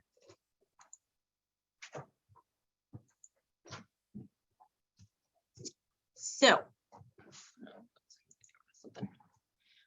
I'm sure that a lot of you out there probably remember the burst housing bubble that happened during the Great Recession. And so the question that I ask you is, during that time frame, would any of you have tried to sell your house without professional help? As it said in my profile, I'm a born and bred Mainer, and I know that we don't typically like to hire anyone to do anything that we can do ourselves with WD-40 or some duct tape. But in some markets, you have to ask for help. Like Dawn already said, Cumberland County made the decision to invest in bringing on a professional recruiter, myself, onto its permanent staff. But we also understand that not all companies or organizations are in the same position to make an investment like that at this time. But there are always other options available. There are headhunting services. You can work with staffing companies. There are consulting groups. Even if it's just to get some professional advice and a fresh set of eyes on your positions that you're struggling to fill, it's always going to be better than trying to go 100% for sale by owner in what is really a very tough job market. So next, it's a process. So as any of you know, either going for a job or doing something with a house, there's a lot of paperwork. And if you've bought or sold a house recently, or more likely in this market, you've probably refinanced, you know the cumbersome paper trail. You got to sign here, initial here, date here, sign here, initial twice. And how long do you have to answer questions about how long ago you last had your furnace cleaned, if you have any lead paint. It's a process from listing, showing to closing. And the hiring process can be very similar. Cumberland County hires for a few heavily regulated roles. The ones that I've mostly been focusing on, like Dawn mentioned, we were down quite a few corrections officers. Corrections patrol and dispatch are very heavily regulated. And maybe you do too. So one initiative that we've taken very seriously is putting our hiring process under a microscope and constantly asking why. We've done a lot of digging into laws, personnel policies, and our collective bargaining agreements to see where process is coming from. There are plenty of legitimate reasons for the hoops that we jump through and the ones that we make our candidates or applicants jump through too. However, you would be surprised how many times we've dug and dug only to find that the answer is because that's how we've always done it. Doing that digging has abolished a physical agility test. It's removed a pass-fail standard on a pre-academy written exam, and it's likely soon going to have a dramatic effect on how we conduct our background checks and reference checks. You don't want to make things so easy that you end up with a, quote unquote, mortgage crisis or a housing bubble, but don't be afraid to ask why about your hiring process. It will help you to avoid a false negative, which is something that you really don't want to do in this job market, which is rejecting someone who could be a really good fit for your job. So now I invite us to take a deeper look at our process. So first things first, when you're listing your house or you're putting out a job, is you're going to look at your curb appeal. So you're going to plant some shrubs, paint your fence, and turn a few heads. So on your graphic, you can see here, you've got a choice between a couple of different things. One is you could have your super cute house with a white picket fence, or you can have the beautiful house on the right. So what you're going to want to do is think of your job ad as your curb appeal. When your potential new hire is driving down the road, betting what are likely hundreds of open positions, you want your ad to turn heads and make potential buyers stop. Cumberland County is currently analyzing the titles being advertised. Did you know that they don't have to match your job description? So we're trying to make sure that job ads include keywords that people that are in the industry we're searching for are also going to be searching for. We're also making our ads shorter and emphasizing information that we think our key audiences will be most looking for. And the English major in me would be remiss not to add that spelling and punctuation counts. Also, test your links. Broken links are such a big turnoff for applicants. According to a study conducted by LinkedIn, the average job seeker spends just 14 seconds deciding whether or not to respond to your ad. So please make those seconds count and write an ad that has great curb appeal. Next in your process, you're going to want to leverage technology because all the cool realtors use the multiple listing service. So just as a realtor would never dream of listing a house without the use of a multiple listing service, you would be well advised to invest via time and/or money in recruiting technology. Cumberland County is in the process of partnering with an applicant tracking system. Previously, we were using Google Sheets and whiteboards. So maybe you use something current, something similar right now. Even if your budget is zero, there are a few free applicant tracking systems available. Even if it's just to help you keep a handle on your applicant communications and where job ads are being displayed, even the free ones are going to be better than a whiteboard. If your budget is bigger, applicant tracking systems come with multiple bells and whistles, such as text to apply features and chatbots that can seamlessly answer job seeker questions.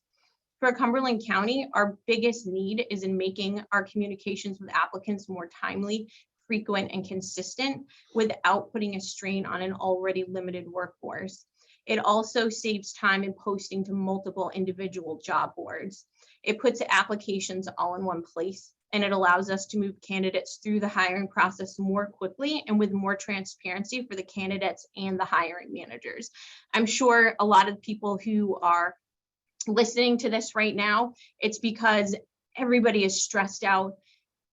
Honestly, I think the job seekers are probably in a pretty good shape because they know that there are multiple jobs available, but hiring managers want to know what you're doing to help them to get their jobs hired faster.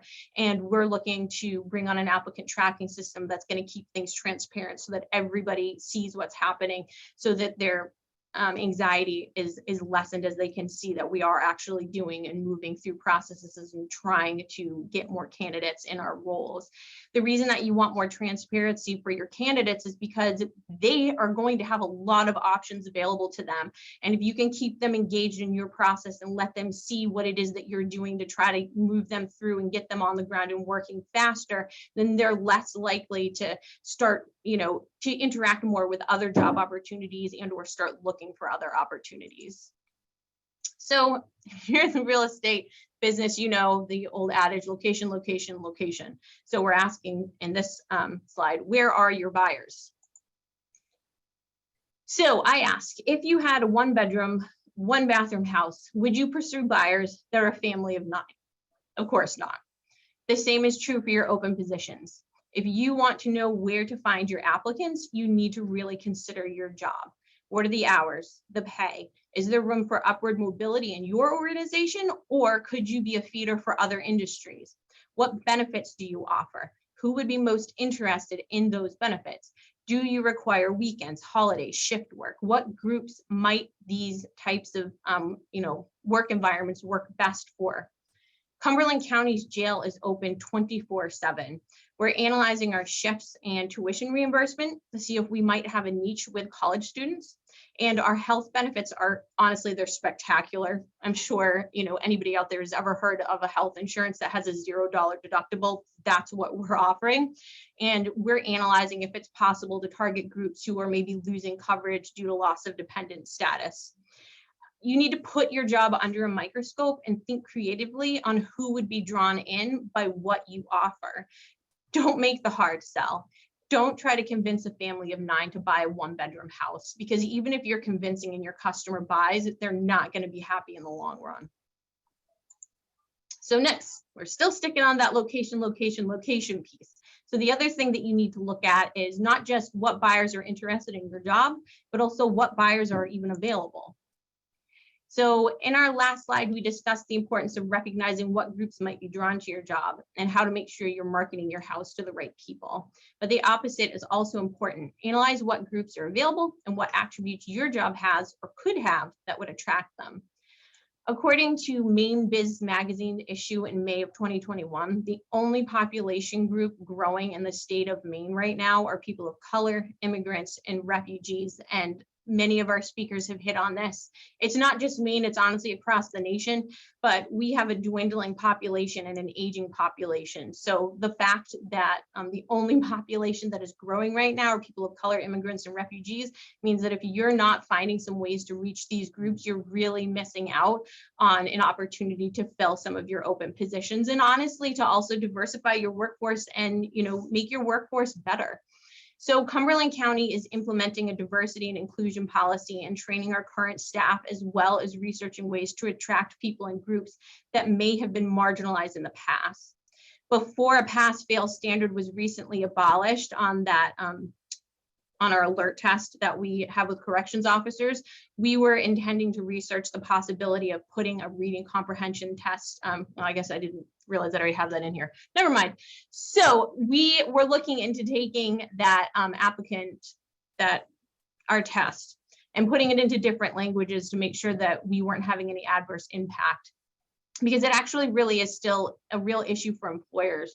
Just because you don't mean for your hiring process to preclude people of various races, ethnicities, origins, and even gender doesn't mean that that isn't what's happening. You need to put your process under a microscope and see who's quote unquote getting through and who isn't, who is applying and who isn't. And you need to, again, ask why. The other thing that I would ask you to sort of consider is that everyone is your employee, and you need to treat them that way. And I know others have hinted towards this as well.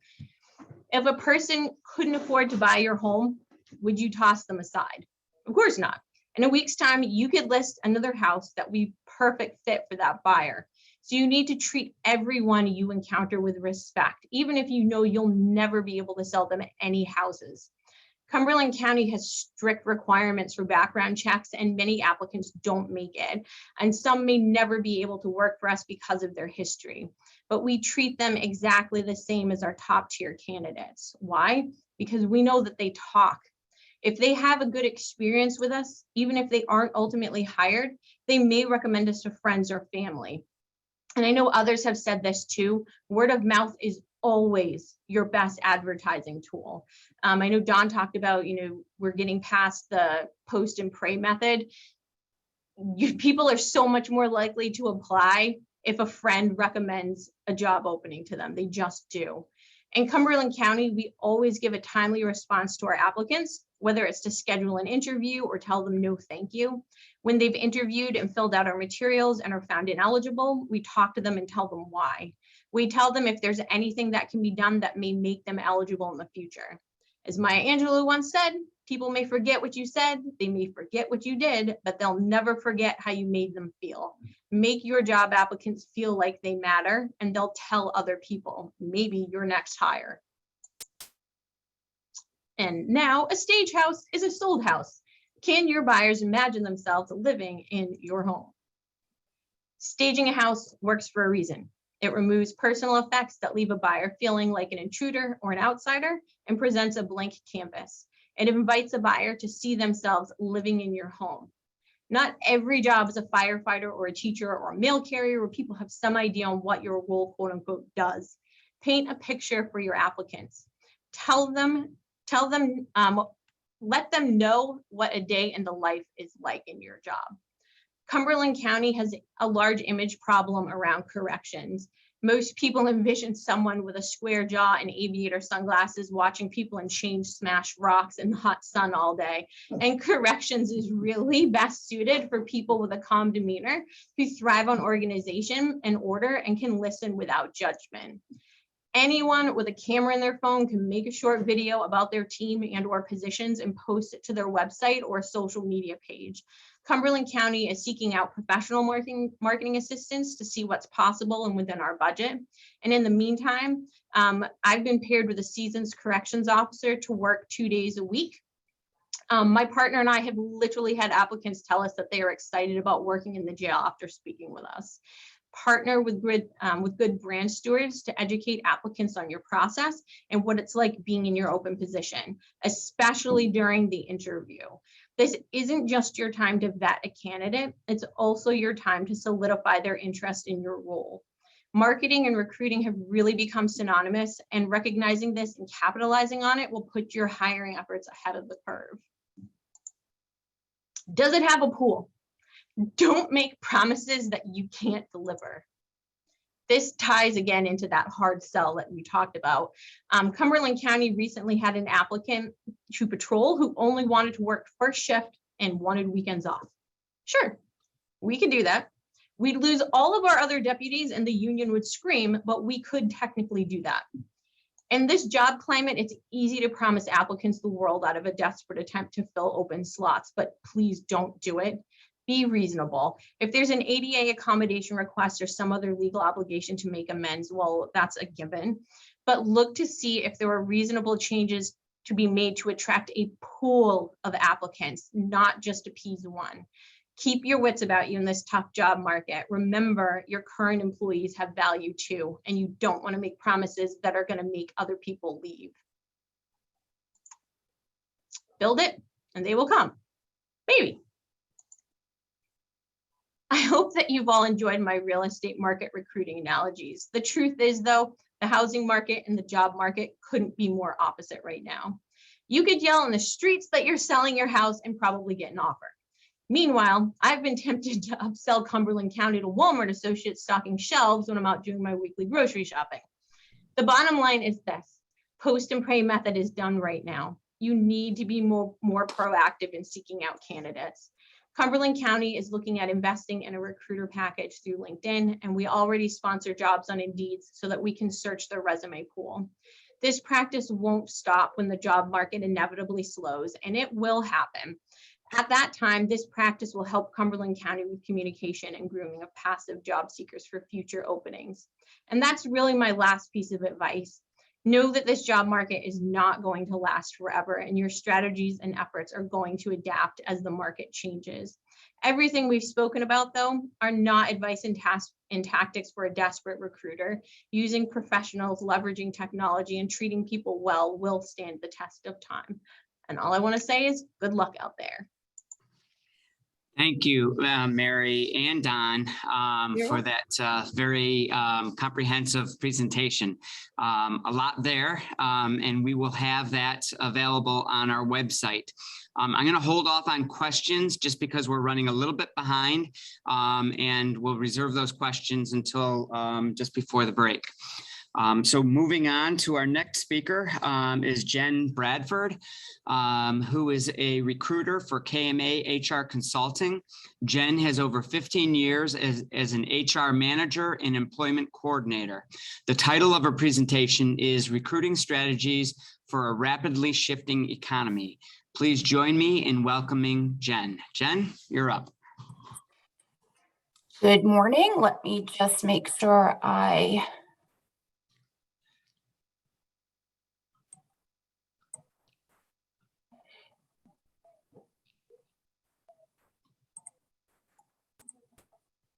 have my screen here. Hold on.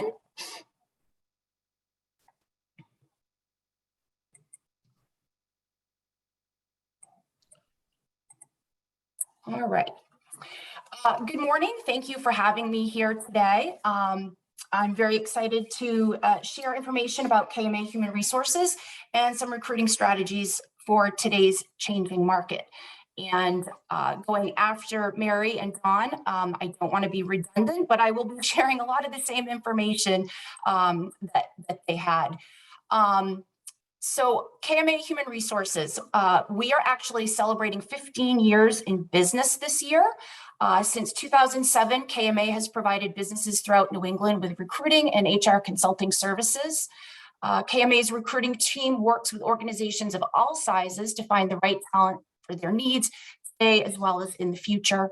We have 35 consultants, and we are across Maine, New Hampshire, Massachusetts, Connecticut, and New York. And we recruit for all levels, including executive, professional, entry-level, labor, and manufacturing. Where are the employees? I'm sure everybody here has experienced some difficulties in hiring and staffing over the last 2 years, and there are help wanted signs everywhere you turn. You may be wondering why, and John touched upon this as well. The Great Resignation from the Department of Labor, 4.5 million US workers quit their jobs in November 2021, which was a record high. And that was up from the 4.2 million who quit in October 2021. And those are reflecting voluntary quits. Why are people leaving their jobs? Well, there are several reasons. The acceleration of baby boomers retiring. Americans are looking for quote unquote better jobs. That could be better benefits, higher pay, flexible hours, or remote work. The pandemic provided the motivation for career and industry change. And there's a huge migration to remote work. An estimated 36.2 million Americans will be remote by 2025.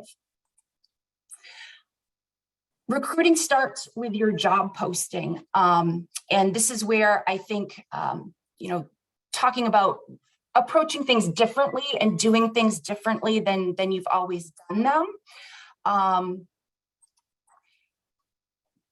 Job description versus job posting. Think of the job description as your formal dinner, and your job posting is your happy hour. The job description, it's an official outline of the job stating the responsibilities involved and the requirements of the job. It's used as an agreement between employee and employer, and it's not recommended for your job posting. Nobody wants to read that in-depth description. A job posting should be a simplified summary of the job, focusing on the basics. It's much less formal. Remove requirements that may deter applicants. Include positive language promoting your business. Use it as sort of an advertisement for your job and your company. It's sort of a sales document. You want to be very specific in your job posting. Try to keep to one page. That's between 700 and 2,000 characters. Most applicants are using a mobile device today when they're doing a job search, and they do not want to be scrolling through screen after screen. Indeed, Hiring Insights shows that 100 to 325 words will get you 30% more applicants. The more entry level your position, the shorter the job posting should be. And job titles do matter. Use keywords that are trending and keep the title to 35 to 60 characters. An example would be sales rep versus an account manager on Indeed. They discovered that the sales rep job title received 60% more clicks and 75% more applicants than just account manager. So really evaluate your job titles when you are posting those jobs. Some insights. Your job posting, it's good to have info about your company, salary and wage info, specifics on shifts, hours, location, the benefits, the experience required. This is a great time to really reevaluate the requirements of your job. Does it really need a 4-year degree? Does it really require that somebody have 8 years of experience to do it? In this job market, you really might want to reevaluate and change some of those requirements. It's great to have in your job posting what it's like to work there. Talk about the culture of your company. What's in it for the applicant? How are you going to stand out from those thousands of other job postings that are out there? What is your corporate mission and responsibility? And that's been mentioned a few times today. Today's applicants really are looking for companies that have a mission, that are doing good things for your community. And is there realistic growth potential? People want to know that they have the ability to move up within your company. Your job posting, make it personal. Instead of just listing the responsibilities, you want to tell the applicant how they'll contribute to your company. What's the work that they will be doing? What are they bringing to this role? And instead of qualifications and experience, phrase it as, this is what you're good at. This is what they will bring to be successful. And this is how they will make a difference in your organization. And instead of just simply listing the benefits, and we've talked about this several times today, today's applicants are looking for what makes you stand out and shows that you have appreciation and understand the work-life balance. Explain why they will love this job and why they will love working for you. What can you offer as a company that's different? If you have different shifts that are available, if those are a little bit different than the traditional shifts, do you offer flexible hours? There are things that you can provide here that don't cost any money. If you have walking trails near your office, do you offer a fitness program? What is going to set you apart? And when you really think about that, it may not be something that involves a budget. It could be, it's already there. You just aren't really, haven't paid much attention to it. I did a little sample here for EcoMaine.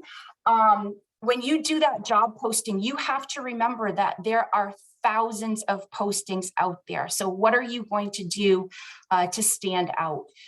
You want your logo, your company name to be there. You want it to be a simple and consistent format. EcoMaine is hiring for a business development rep. Again, I've made this up. This is not true. To join their team in Portland, Maine, EcoMaine provides comprehensive and long-term solid waste solutions in a safe and environmentally sound manner and prides themselves on employee dedication and growth. What will you do? The business development rep will tell them what their prime responsibilities will be. Instead of just saying the requirements, are you forward-thinking and interested in? Is your background in? Really make it personal for that applicant. And why EcoMaine? Well, we provide fun and innovative place to work. We offer a generous PTO policy. Set yourself apart from all of those other job postings. Why do you want somebody to work there? You want to sell your company. Where to post a job? Well, you want to make sure you're considering all of your options. There are the mainstream boards like Indeed, LinkedIn, Monster, Career Builder. There are more technical sites such as Dice and Hired for some of those technical or IT positions. You really want to consider paid versus unpaid. Paid sponsorships will have more visibility. You will be able to seek out resumes. And we have found that Indeed is the best for paid sponsorship. It's one of the most successful job boards in Maine. Craigslist, that can be great for positions that might be more general labor. It's a lot cheaper than some of the other paid job boards. But you really also want to think about which boards and pages will be looked at by the type of candidate or applicant that you're looking for. Do you have industry specific associations that have a career page that you could post on? Earlier in the webinar, local universities and colleges, especially for entry-level positions. Does your town or town chamber have a website where you can post jobs? And really sell yourself on your own pages. Your company, Facebook, LinkedIn, Instagram. Think about where those applicants are spending their time on social media. You want to have a presence there. Applicant pool, well, that's really different today than in the past, and how you interact and approach with them is changing as well. Look for passive candidates. These are actually individuals that are not actively looking for a new job, but they may have a profile on LinkedIn. So utilize LinkedIn and your own personal networking to approach people directly about your opening. Consider a resume search tool from job boards. Often candidates will post their resume that they just want to be found. They're not actually spending time applying. And this is a perfect time to re-engage with your own employees. Are your current employees happy? Do they feel valued? Are you paying a competitive wage? If your current staff isn't happy, they're not going to be spreading the word that your organization is a great place to work. So you really want to think about your current staff in helping to attract new candidates. The job market is fast right now. If you see a resume you like, make a move now. Gone are the days of taking weeks to move through that process. Don't be afraid to follow up. Strong applicants are applying to multiple jobs at the same time. Passive candidates are being recruited. Consider how you are contacting applicants or potential applicants. That should be with email, phones, and even texting. You want to be quick about reaching out to people, and they're expecting it. They're not going to be surprised to get a text message from you. Be direct, suggest a time to talk. And this is a time to put your sales hat on. You want to keep your applicant in mind. Instead of saying, please send your resume and cover letter, you want to say, would you be interested in having a quick phone call? Can we talk so that I can tell you a little bit more about this position? Some helpful interviewing tips. Behavioral interview questions focus on past experiences and ask candidates to provide examples of knowledge, skills, and abilities. How would they respond to a workplace situation? Use questions that provoke an honest answer, not a canned response. It shows you care who you're hiring, asking them what motivates them. How do you like to be managed or supervised? Share an example of a time when. Remember, past behavior predicts future performance. Make sure you're sharing some points about the role, describe your team, the leadership style, your company mission, why do your employees like working here, and share stories of company events and things that you do to show appreciation for your work staff. The offer stage, this is really important as well. You've decided on the best person for your company, but you've got to keep in mind that that person may be receiving multiple offers before you even make your offer. You have to move swiftly, and you really need to be transparent. Communicate, as Mary touched upon.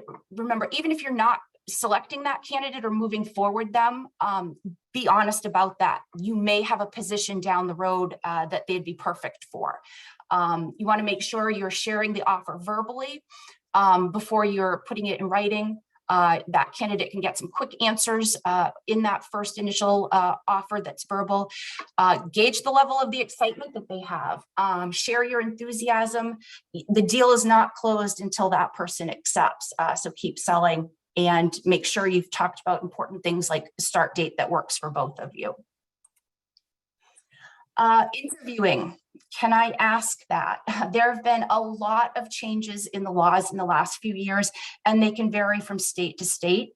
You can no longer ask an applicant what they are currently earning. Instead, you can ask if they have a salary expectation.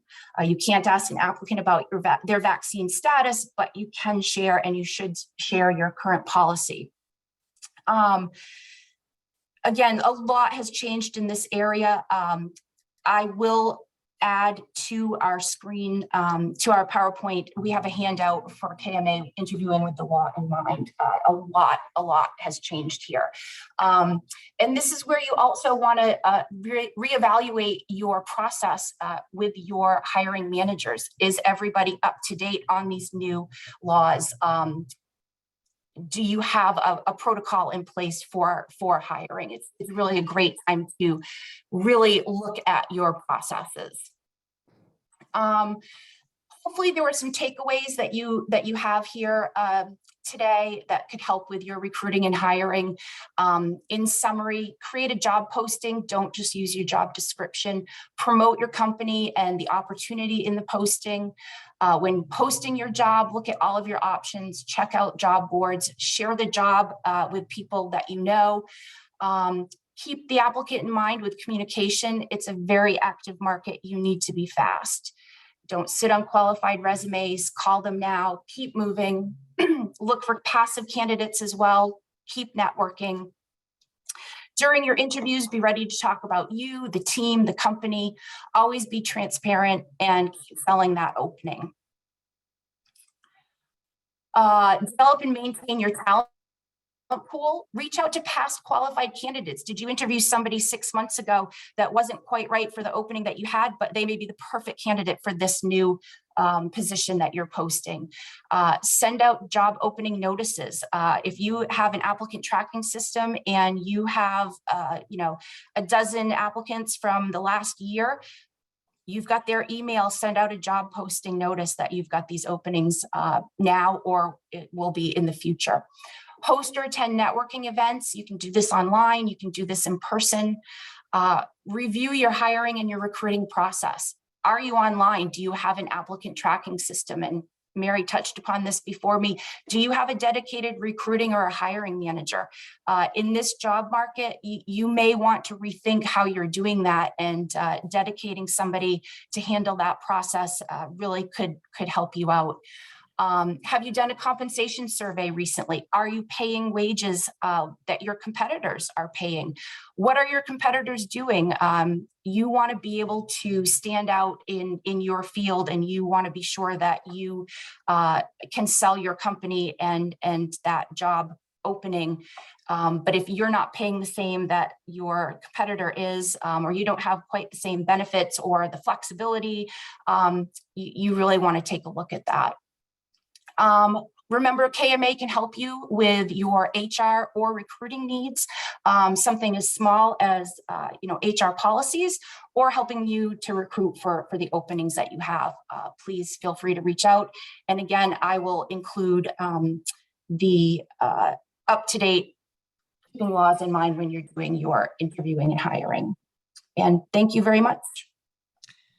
Thank you, Jen. A lot of takeaways from your presentation. Very well done. Turning it over to Peter for questions. Yeah, we've got a couple questions related to recruiting resources and services. This question can probably not just be for you, Jen, but for the rest of the panelists. Are there any low or no cost recruiting resources out there that folks can use to help them get their job postings, sexy, and help them find those passive employees that, may not be actively looking at, job applications, or job postings? Yeah.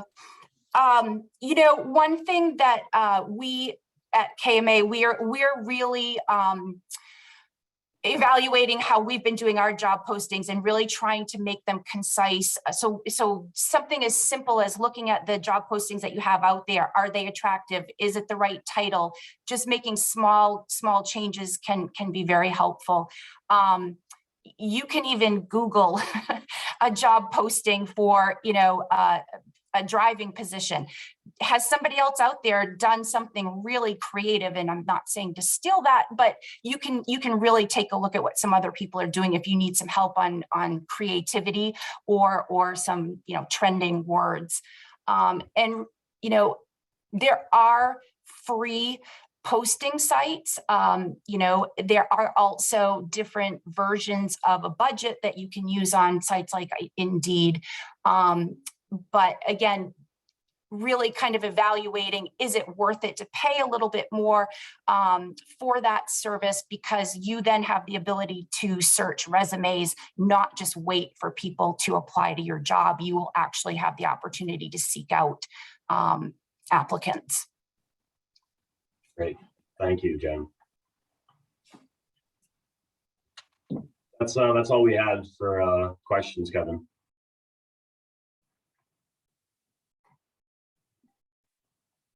And you're still muted. Thank you. If you do have follow-up questions, please put them in the chat and we'll get answers for you, even if it's in the second session. So we will just take maybe try to stay on time, just a 2-minute break here, and begin as planned with our first speaker, which is Kevin Richardson at 10:10. So quick break, get a glass of water or whatever you need, refill the coffee, and we'll be back in 2 minutes. Thank you.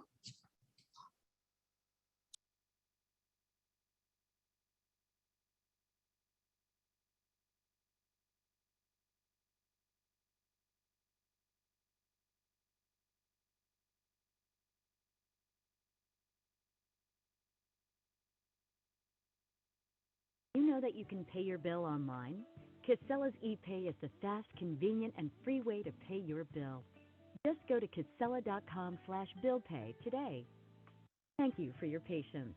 Someone will be available to speak with you momentarily.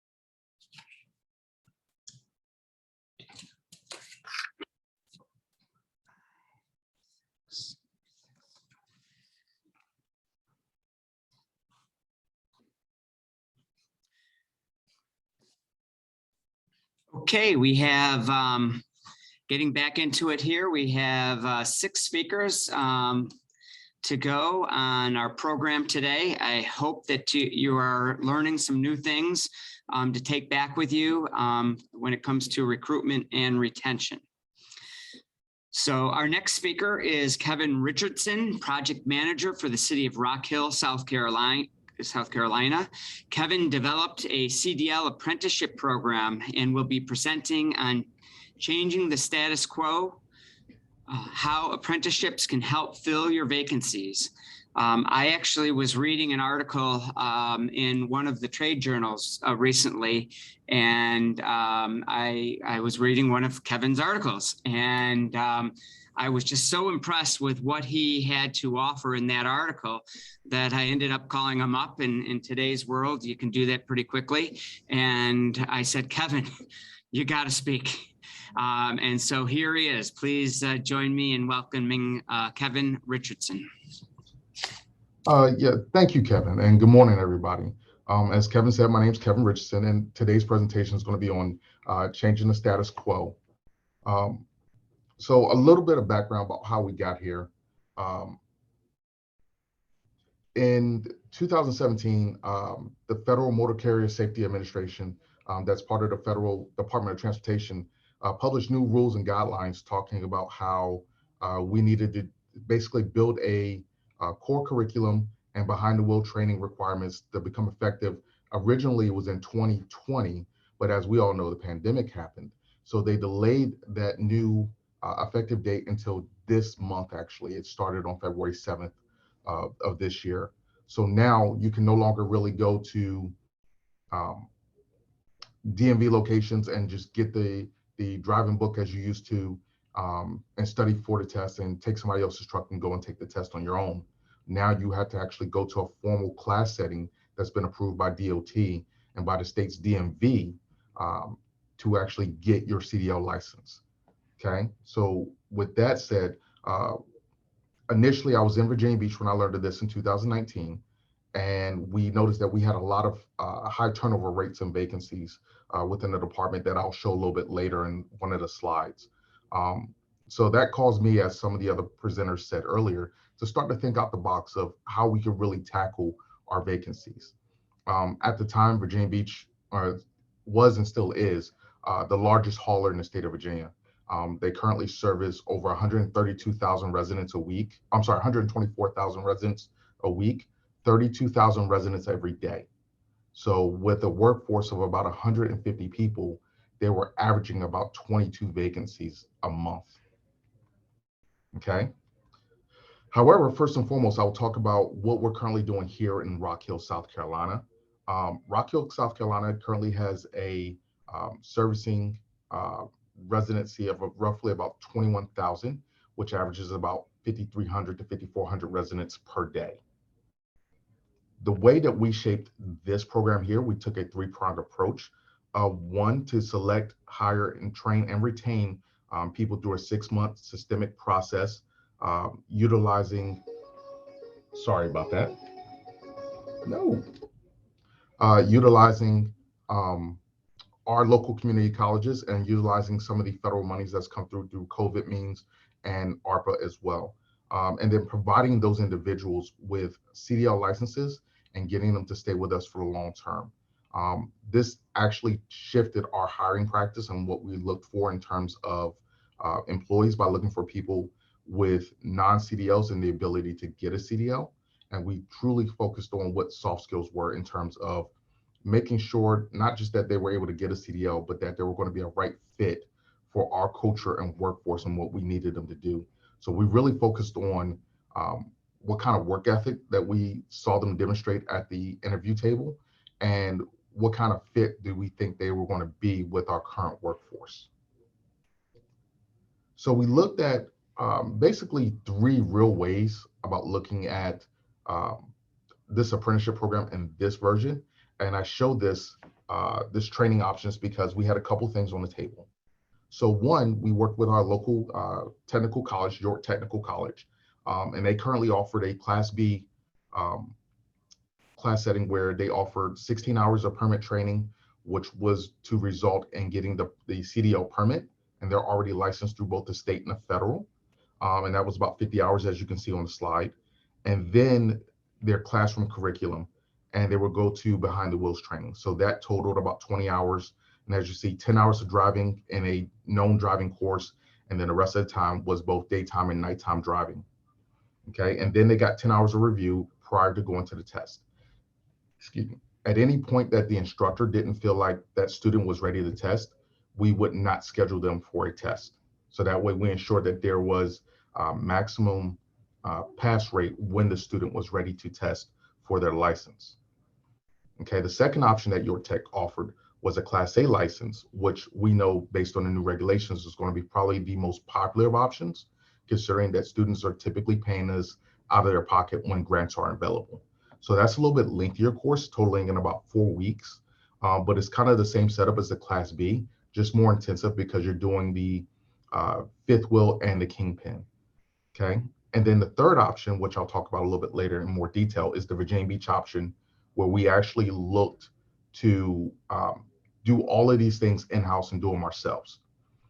That came a little bit differently, and we had to put up some internal money in order to get that program started, but it allowed us to make this program happen in our time and as we saw fit in terms of our ebb and flow of our operations. So in some operations, in the case of Virginia Beach, it was easier, more convenient to run a training session or a training program in January through March timeframe because it was our slow season, versus trying to do it in the summer months when we're really getting up a lot of the spring cleaning and residents are out there doing yard work and getting stuff picked up with bulky and whatnot. The fourth option that you see there is kind of a hybrid. So we took these three options that we have here and we kind of said, well, let's say it's not a one size fits all approach. Can we pick and choose from these to make our own internal option? And that we're still actually working through right now as to whether we actually want to do that. We currently have that before our city council for debate to go into the future budget of actually budgeting for a group of individuals to actually come in and be trainers and to get certified through both the state and the federal to be able to stand up our own internal CDL training program. So how do we fund this? So the large part with York Technical right now here in Rock Hill is that we're able to use what's called the State Apprenticeship Expansion Grant, or the SAE grant. So that's basically federal money used at the state level to go towards trades and whatnot. Because as we know, based on 2019, SWANA and the trucking industry both came out and said that we were short about 80,000 CDL operators across the nation. So what this grant is intended to do is actually to try to cover those costs to get new CDL operators into the industry, along with other individuals across the trades. So what South Carolina has decided to do is they will give each person that's living within a state up to $2,500 in grant money to attend technical college for any type of trades training. And once completed, in our case, we actually offer them full-time jobs while they're going to this technical college for the training. So as I showed earlier in the previous slide, for the Class B operator, which our sanitation operators use, that $2,500 covers everything for them. It covers their permit training and it covers their 2 weeks of actual classroom and on the road training. So for the student, they come out of pocket $0. And the only thing that we ask for them in return is, one, do your part in terms of going to school. That's their appointed place of duty as they're in that process. We'll hire them on at the day one with this in mind, without a CDL license or even a permit. And then what we ask for is once they gain their license, we ask them to stay with us for a period of 2 years because it's a Class B license. So that way, one, they can gain actual road experience with us, and two, they can see the value of working with us and staying with us as an organization. Now, for other parts of our organization where a Class A license is required, we ask for 3 years of commitment from them to stay with us once they get the license. And the college has made the cost of that just about $4,600. So that $2,500 will take away from what's owed, and then the organization will pick up the remainder tab. So therefore, the student still pays $0. They get a license, and now they're getting a chance to build experience on that license. And if they don't like us after that period of 3 years, they can always move on to someone else with a license, but they have a skill set that now they can take out into the workforce. some of the factors that really mattered here in South Carolina and the way that we took this option is we looked at changing the hiring practices and looked at really work ethic and culture fit. We thought that was really important to who we decided to bring in. As I stated before, we were able to use the SAE grant per employee through the technical college. And then we also went and got city management's buy-in to start new hires at $15 or as an unskilled labor. So one of the initiatives here in the city prior to my getting here was they thought that the starting pay for individual employees needed to be raised. And at the time that I got here, it was actually $14.50 an hour. So what we asked city management to do was to raise that to $15 an hour for new employees starting this program. And then once they finish their 6-month probationary period, we would bring them up to what our actual starting operators would be with a license if they came in the door with a license already. And at the time, that was $18.24 an hour. And what I can also show or send upon request is what the national mean was in terms of going pay and what the state of South Carolina had actually had in going pay. So the actual going pay in the state of South Carolina was roughly about $12.89 an hour for a refuge truck operator. However, the national average was almost $20 an hour. So we had to get our HR and our city management on board. We're raising it more in line with the national average versus the local average and based on what they were finding locally within the region. And then finally, later, after we had gotten the program started, our city management had decided to actually raise the pay again with the starting pay for the program to go up an extra $1.20 to $16.20 an hour. And then we raised the entry level for our operator one to be $19.44 an hour. So the way we looked at it in terms of recruiting and getting people to come in was, yes, you'll start at the lower pay at about $16.20 an hour. But if you do everything that we're asking you to do, if you show up to work, you have the good work ethic, and you really apply yourself and get your license, you can go from making just over $30,000 a year to making almost $40,000 a year with room for improvement based on your promotional ability. And that really spoke to our applicants that came through the door. Now I'm going to talk about the Virginia Beach option. So the Virginia Beach option was more of the internal training that I spoke of earlier and being able to kind of do it ourselves. So as I stated earlier, Virginia Beach had a lot more vacancies than we did here in Rock Hill, South Carolina. As you can see from the chart here, they were averaging just over 20 a year for the last several years. You see FY 17 and 18 in orange at 19, FY 18 and 19 at 22, FY 19 and 20 at 20, and so on. We started the program initially in Virginia Beach.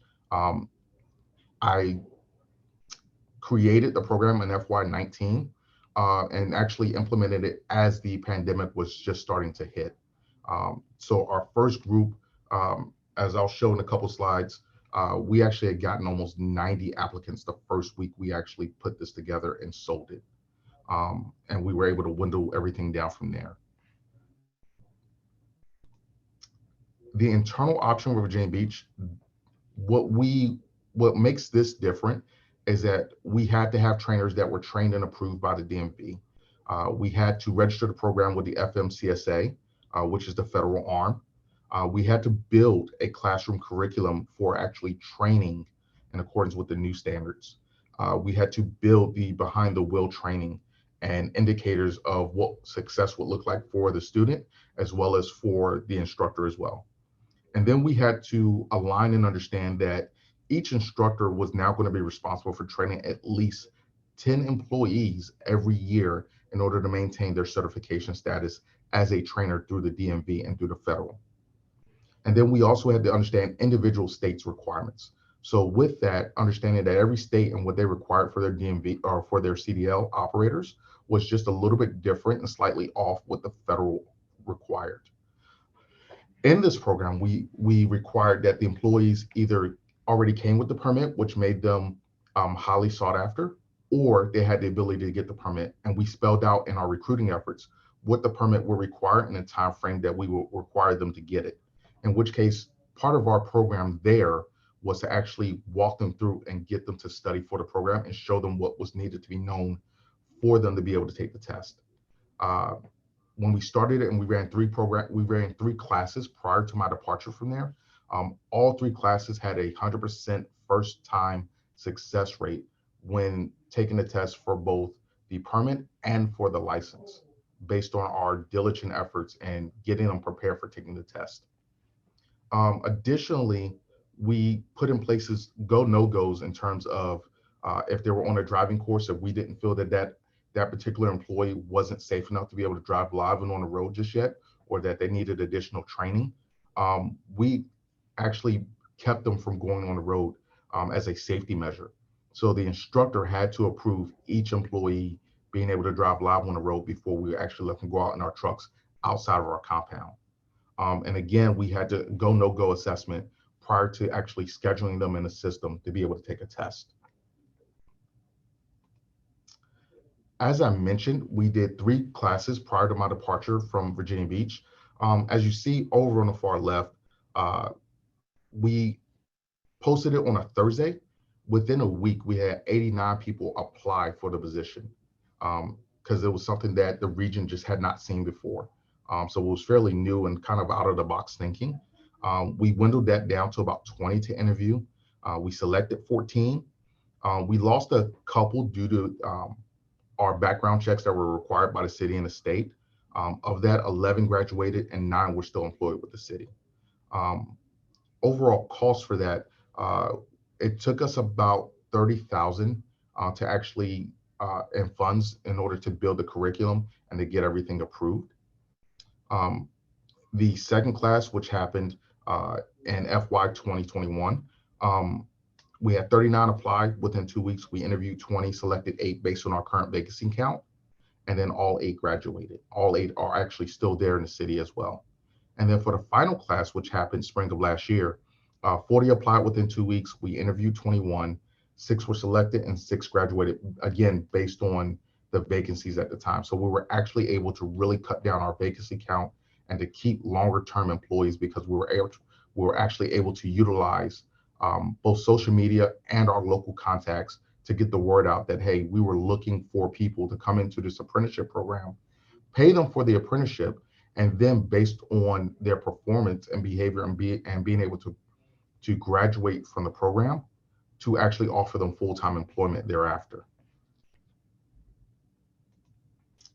Some of the factors that mattered here in Virginia Beach versus in Rock Hill, some of the things are similar, such as being able to use the grant money, changing the way that we looked at employees.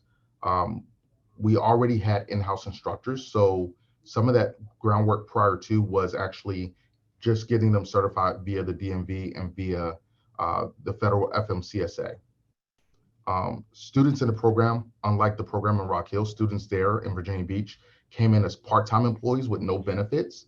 And then upon graduation and offering a full-time employment, the time that they gained as a part-time converted over to full-time status, and their employment, or I'm sorry, their benefits actually started on the first day of their full-time status.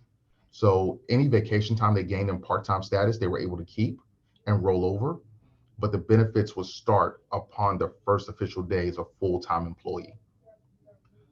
The other thing that we had that was a little bit different in Virginia Beach is that we were able to offer a $1,500 signing bonus, which came in 3 parts over the course of the first year. So we will offer $500 after they actually started employment. We will offer another $500 based on their 6-month evaluation into their first year. And we will offer the final $500 at the end of their first year based off their evaluation, again, for a total of $1,500. And then lastly, we were able there as well to get city management based on our use of pay information through the Bureau of Labor and Statistics to raise their pay. So initially, their starting pay for actual operators were at $14.94. And then for our unskilled laborers, it was at $11.25.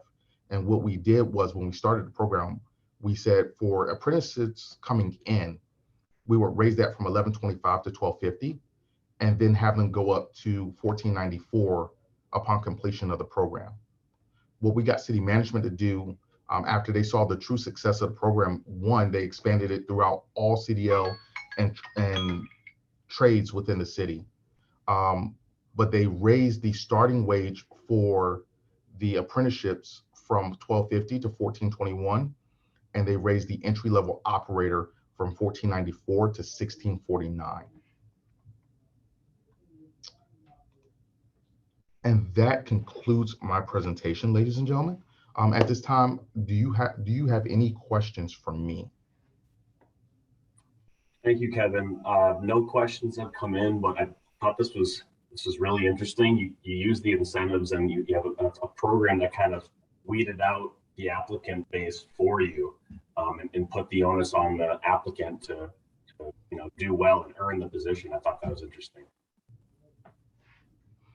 Yes, we thought that was really important because what we didn't want to do was waste our time or our efforts or money, because we had little of all on an applicant that we didn't feel that would be a good fit for us at the end of the day.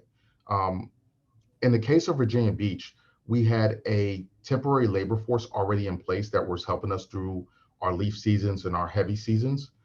So we actually started looking there first for applicants that wanted to come in full time, but didn't have a way to get a CDL license because they didn't have the money that was required to actually obtain the license.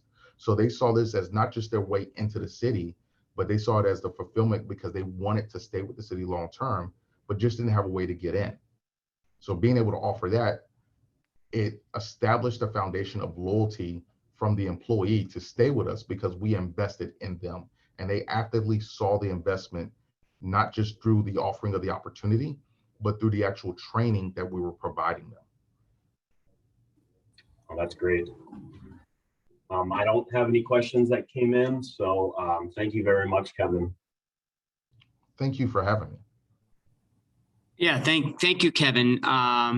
Great presentation, very informative. Certainly something that we all are going to have to deal with going forward. So thank you for that. Our next two speakers are Kelly Robinson and Devin Siva from Casella Waste Systems, the Department of Human Resources. Their presentation is titled Creating Opportunities by Empowering Leaders. Please join me in welcoming Kelly and Devin. Thank you very much, and good morning. It's really nice to follow up Kevin's presentation because ours kind of hitchhikes on that with the notion of apprentices and CDL schools and things like that. So I'll share my screen here. And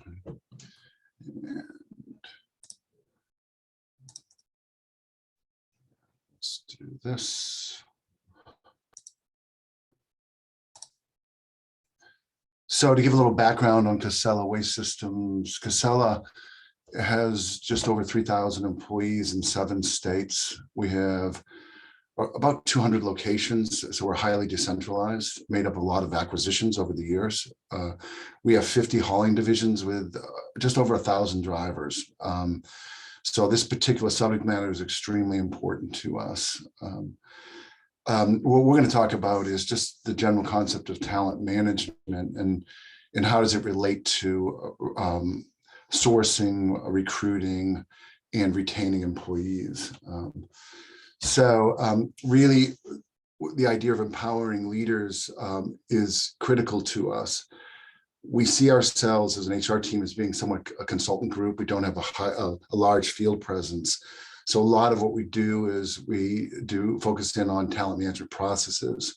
So to define talent management, it really is a consistent approach to the tools and processes that increase the capability of employees.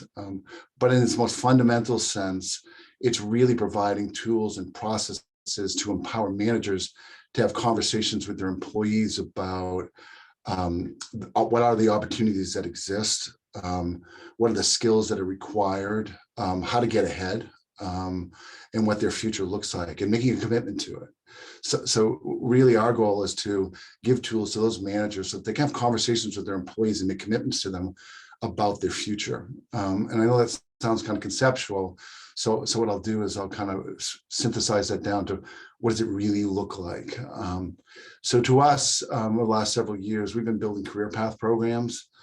And the idea of the career path programs is to show a very transparent approach to the skills that are required for our employees to get ahead. And when they develop those skills, we show them very clearly what kind of money they can earn. So the basic piece to this is that we try to show them the better offer before someone externally can. So we commit to what their pay is going to be if indeed they acquire these skills. And we make it very, very transparent. About 80 to 90% of our 3,000 employees have some kind of very transparent career path. And here's just some of the categories here. Our CDL drivers, certainly, our mechanics, our technicians, our customer service reps, the folks that work in our MRFs, our accounting folks.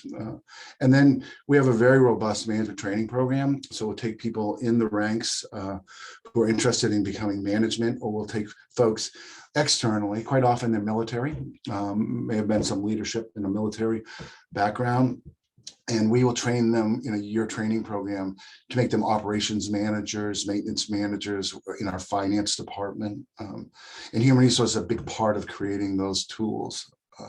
But really, it's about making it very, very clear what are the tools that we give to managers so they can talk to their employees about what their future looks like, and making it so transparent and committing to what their pay will look like. So in great confidence, they can get up in front of their employees and say, if you do these things, you'll get an additional $5 an hour.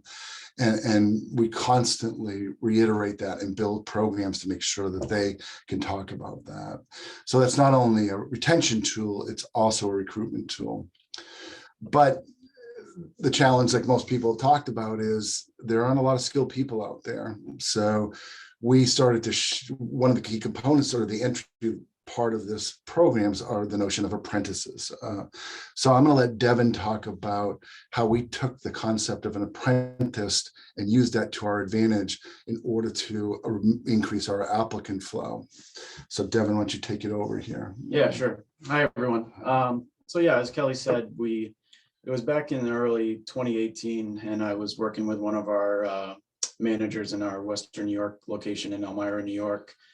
Scott Slavic, who's actually one of our big success stories here, started on the back of a truck as a helper, worked his way up through the ranks from a helper to a driver into operations, and currently is a division manager out there. And Scott and I, I handle a lot of the job postings, recruiting for the company, and we had done the standard CDL driver posting that everybody's used to seeing. And, in there, typically you'll see 3 or 5 years experience. A lot of our managers are really pushing to get people with industry experience, which we can all imagine is very challenging to find these days. So Scott and I had flirted with the idea of an apprentice or a trainee, and we kind of took turns at drafting up this job description, and we thought, what the heck, let's throw it out there and see how it goes. And so we came up, as you can see on the screen, the driver apprentice title and description. What we found almost overnight, or that very first week, was that we were receiving 5 times the number of applications and candidates as we were for the CDL driver posting. And it was really a mix of folks with 0 experience or in any regard, folks with CDL permits, and also folks with a CDL license who maybe had a year of experience and didn't feel like they were otherwise qualified for the standard postings that I mentioned. And it wasn't long, as you can imagine, before I was able to engage with other managers in the company and show them, this is what's happening in Elmira, New York. And it was for the drivers, and we went into the mechanics as well with it, which has led us into our career paths that Kelly was just talking about. So we do have very detailed programs for these folks. Typically with the drivers, they'll come in and start maybe as a laborer, helper for a month or two, learn the way in and around the truck, learn the routes a little bit. We'll help them get their permit, and then from there we'll go into the CDL training aspect. Thanks, Devin. So what started as an idea at one facility where a manager was willing to try a different approach, we expanded this to over 40 of our divisions, and went from 100 driver applications a month to over 500. So we receive about 6,000 driver applications a year now through this approach. The real, I guess, light bulb that goes off in this process is the cultural shift that had to take place amongst these managers who were used to hiring people that kind of came up through the ranks like they did, had their CDL already, had experience, to shifting them to the idea that they became trainers, that they now are developers, no longer just someone who plugs and plays a CDL driver into a seat. They had to take responsibility for their development.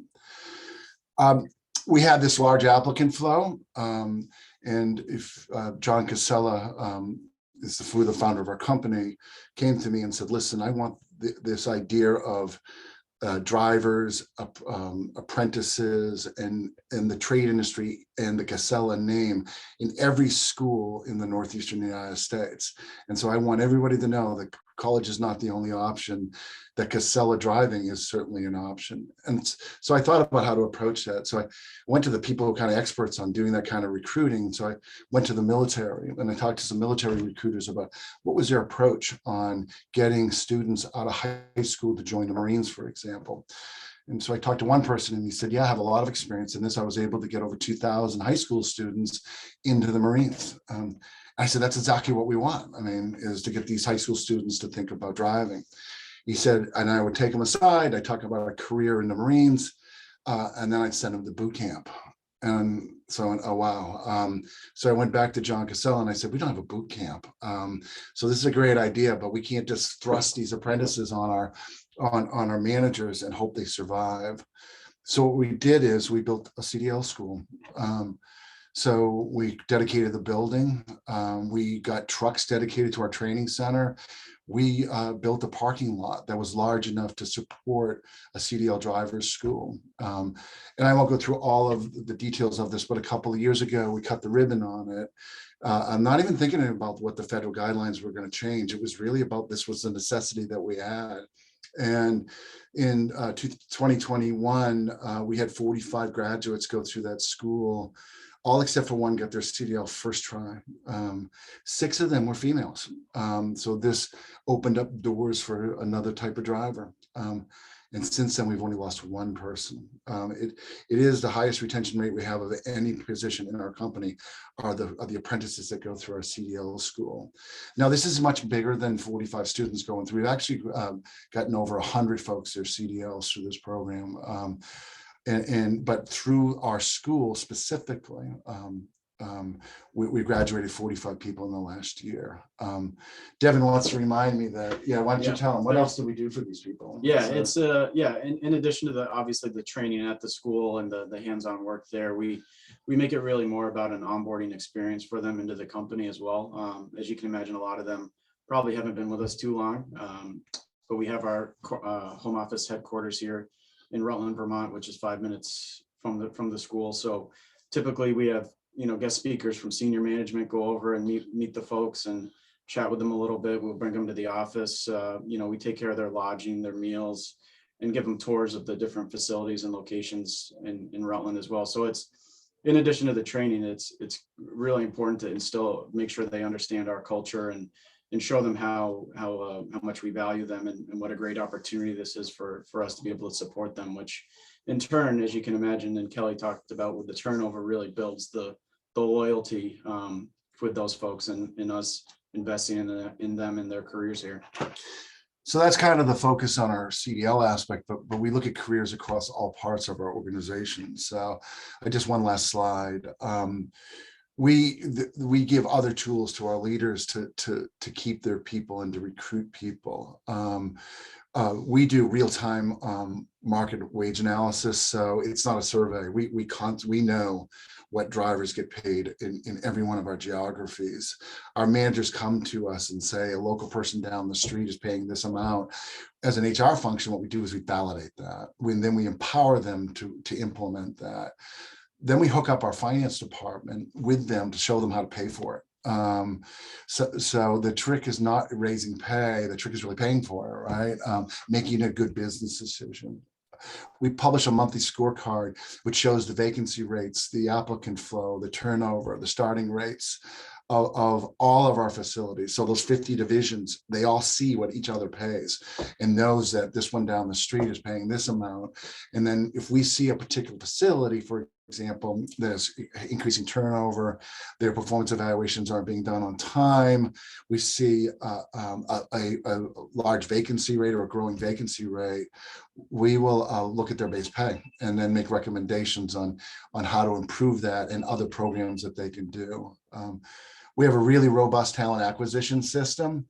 And so it gives them real-time dashboards to see what kind of applicant flow that they're having, to make sure that they stay on top of every applicant that comes through and that they deal with them in 24 hours. It also has texting capability. I got to tell you, calling someone from a phone number that they don't know or even emailing somebody doesn't work. They are 30 times more likely to see a text and respond to a text than they are an email. And that's just a basic fact. And think about it. If you get a text, you're more likely going to see it than if you get an email or phone call. So we have texting capability, and that's how we communicate to a lot of our applicants. We have a marketing team, and they support us with social media, mailers, all the basic things that you talked about before. But it's less about advertising and it's more about celebrating. Our social media is about talking about all of the people who have been promoted, showing our school, promoting it publicly in a very, very visible media way, in addition amongst our employees.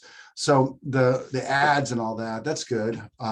It's the reality of what really happens in making that a public image of what Casella's brand is really what drives our applicant flow. We also do engagement surveys. So we do pulse surveys. So we are constantly keeping an eye on the attitudes and the engagement of our employees. And so we know if there's a particular problem, and we give tools to our leaders on how best to engage and retain their employees. And then finally, I said we're a consultative group. When necessary, and when we see a particular facility in trouble, we take a SWAT approach and we go into those facilities. We look at their market pay. We help them staff up. We do stay interviews. Don't do exit interviews, do stay interviews. Talk to the employees before they leave. Ask them why they want to leave. Don't ask them why they left. It's too late. So, and then of course, we're constantly giving advice to our leaders about how to hire folks, how to pay them, how to engage them. So that's the reality of what Casella does, and it seems to be working quite well. So that's our presentation. Thank you very much, Kelly and Devin. I don't have any questions that have come in, but thank you guys for that. My pleasure. Thank you. Love the stay interviews. That's a great way of putting it, actually. Being proactive. Okay. Continuing on. Great presentation, guys. Very much appreciate the information and what you had to share. Our next speaker is Mike Rodney, Talent Acquisition Manager at Win Waste Innovations. Win Waste Innovations' mission is to be the most diverse, equitable, and inclusive workplace in the waste management industry. Please join me in welcoming Mike Rodney. Mike, it's yours. Good morning, everyone. I hope you can hear me. Yes, we can, Mike. Okay, we had a little technical difficulties on the computer, so I am via phone, and Denise is going to drive the presentation. So thank you for working with me through this. So Denise, if we could go to the next slide, please. So quickly about myself, I joined Win Waste Innovations about 6 months ago. I just retired from the United States Navy after 27 years in the Navy and Marine Corps team. In the last 17 years of that was in recruiting. My last place that I recruited at was I was the chief recruiter for all of New England and Europe for Navy recruiting. So I was lucky enough to land at an organization like Win Waste that kind of has the same values that I had coming out of the military, and that's good culture, strong purpose, and those things really resonated to me when I was going through that process. And I think as we're looking for new and exciting ways to attract talent, that is one of the key things is, are we aligned with the individuals that we're looking for? And can we promote that in a very good way? All right, so next slide, please. So as vertically integrated, at the end of the day, what that means is anything from curbside through through the waste to energy cycle, or to a landfill, or to a MRF. That's kind of where we are pushing through, and that's the business model for Win Waste Innovations at this point and moving forward. And next one, please, to our visions and values. So not only are we an organization with strong culture and a strong purpose, but every single one of these values resonated very deeply with me. And that is safety on purpose, that we're one team, we take pride in what we do, that we make a difference every day, and we act with courage. So when you think about your employee value proposition and why people would want to come work for your organization, these need to be clearly defined and communicated throughout different mediums, whether it's social networking or through your employee engagement with the community at large. So on the next slide, we're going to talk about the current challenges facing the industry one by one as we go through. Number one is the lack of quantity. And this kind of pairs with what number two is, and that's the lack of quality. So as we look at New England in general, there's about 7.8 million people in the civilian labor force. Of those, is the last count, there's 336,000 unemployed. But those 336,000 can't necessarily fill the positions that we're looking for. They may not have their CDL, they may not be mechanics, they may not be able to fit into your finance department. So when you're looking for the quantity and the quality of candidates to fill your positions, it can be very difficult. So understanding your market as a recruiter, just like you would with sales, is vital to being able to go out there and actively prospect for those candidates across whatever medium you're using. And I did hear a couple of questions earlier regarding some training, or how do we get this, or how do we do that? And I wanted to put in a plug for LinkedIn Learning. There are a lot of good courses. If you're not up on how to recruit or how to build a strong foundation in recruiting, please check out the LinkedIn Learning, and there are some free courses on there. And of course, you can always reach out to it. I'm sure anybody on this phone call would be more than happy to provide assistance or guidance as well. So the current recruiting market in New England is tenuous. There's a shortage of diesel mechanics. There's a shortage of CDLs, and there's a shortage of a lot of the skill set. So in doing that, you have to kind of go, and I'm going to point back to what Casella has done, and be able to start those internships and those developmental programs that they have to build their own mechanics and drivers. And that's what we have to do in today's age, especially in our market in New England. Just as a quick note, what you'll notice with New England specifically, and really down in the Connecticut area, is the zero growth that they've had over the year of population. So Connecticut, as of the last census, had figuratively a zero growth of population in their state. As the job market has grown, they have not seen that increase of employees. So the plans to overcome and what we've done to meet these challenges is, number one, you have to have a strategy. And that strategy begins with how many recruiters do you need? And they have to be resourceful, driven, and proactive. So if you're looking at your amount of requisitions that you have to look and say, what is the work capacity and ability of those individual recruiters to get that workflow? So if you have a recruiter that has 60, 70 requisitions on it, that's a pretty hefty workload. Whereas you have one that has 20 to 30, even maybe up to 40, that's more manageable and definitely more doable in today's environment. The next thing is what we look at is hiring character and training to skill. Peter Schutz was the CEO of Porsche back during rapid growth in the 80s. And, the one thing I push to the hiring managers all the time is you're not going to find the 100% fit to your solution.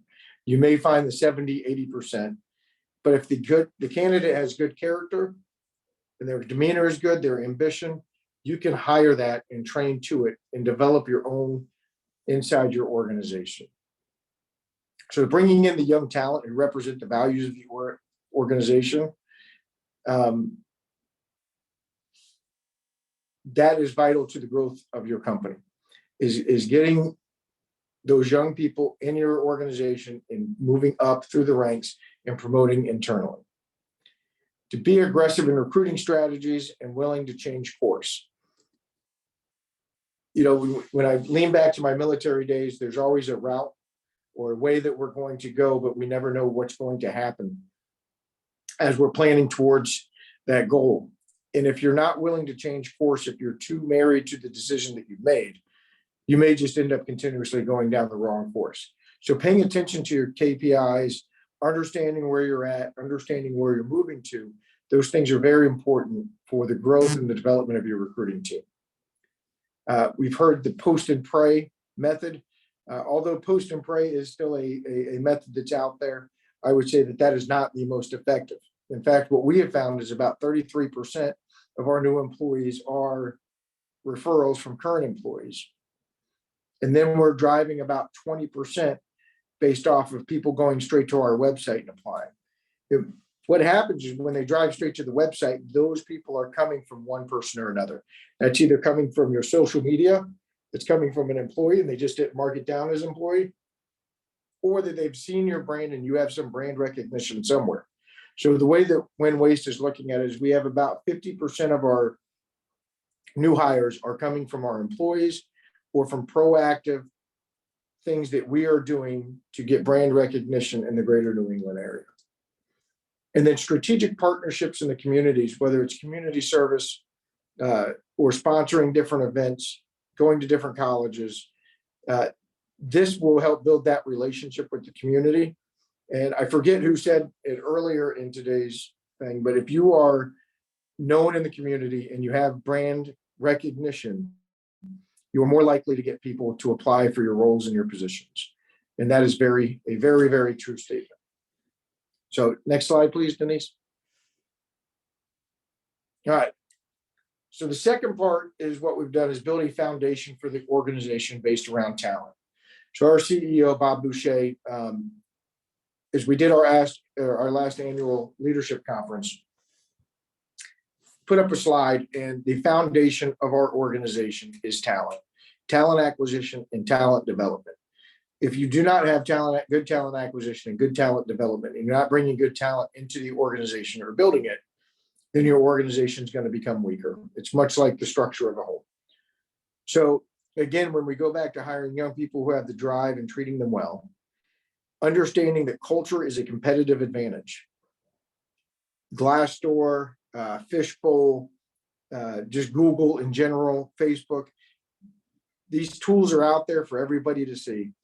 And if you're not a good employer and you do not have good culture, it will be in the community and it will be definitely harder to attract new talent. But just having good culture involves way more than pay. It also includes that work-life balance, the recognition and employee engagement, and celebrating the successes and the wins of every single person in the organization. If an employee is happy in their work environment, they're less likely to move to an unknown company culture outside of yours. There's a specific point where a happy employee will stay with your organization no matter what another company or another organization offers them. So that would increase your higher retention of talent. So culture can be damaged through the retention of bad employees as well. And I think somebody else alluded to that fact earlier, that if you keep the bad employees around, that's going to hurt the culture and the people who are going to stay with your company.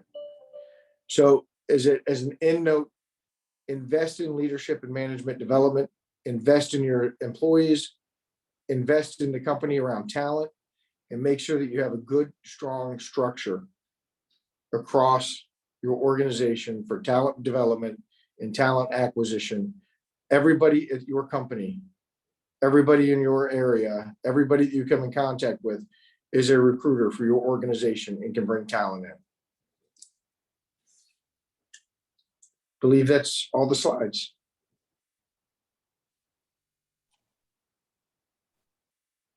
Thank you very much, Mike. No questions except for one, and this may not be just for you, but for the group. Have we seen a trend with the loss of CDL drivers to the legalization of marijuana in some states? And this person that asked this question realized that this is a polarizing question, so just that disclaimer. I know that Kevin Richardson has said yes. Anybody else have any comments on that?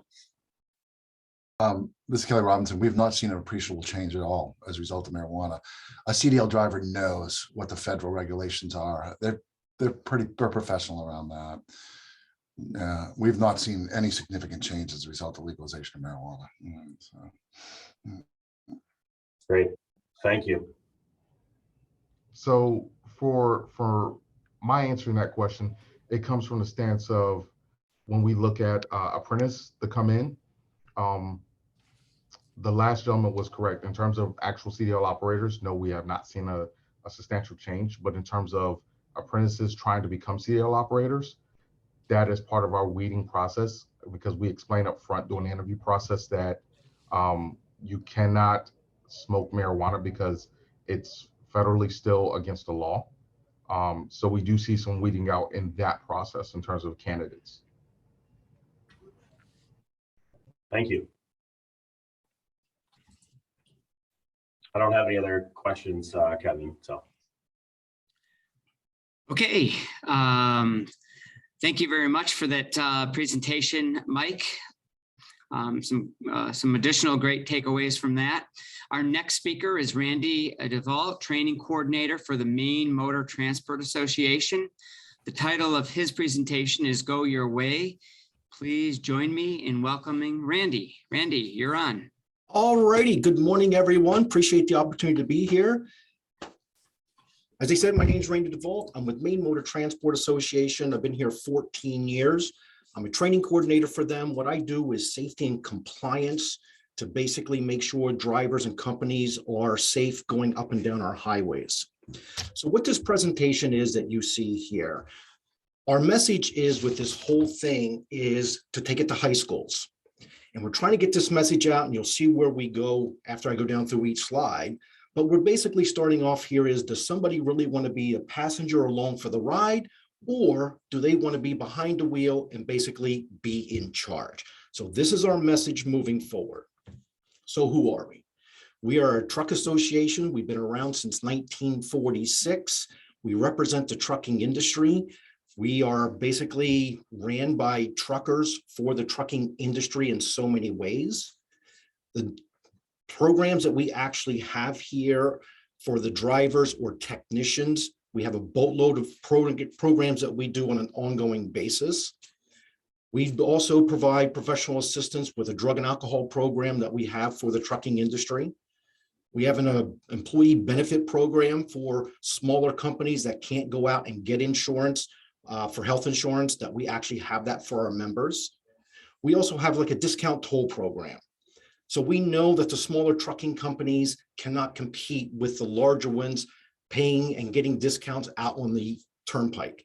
So what we have is, we've been doing this for years with the Maine Turnpike Association.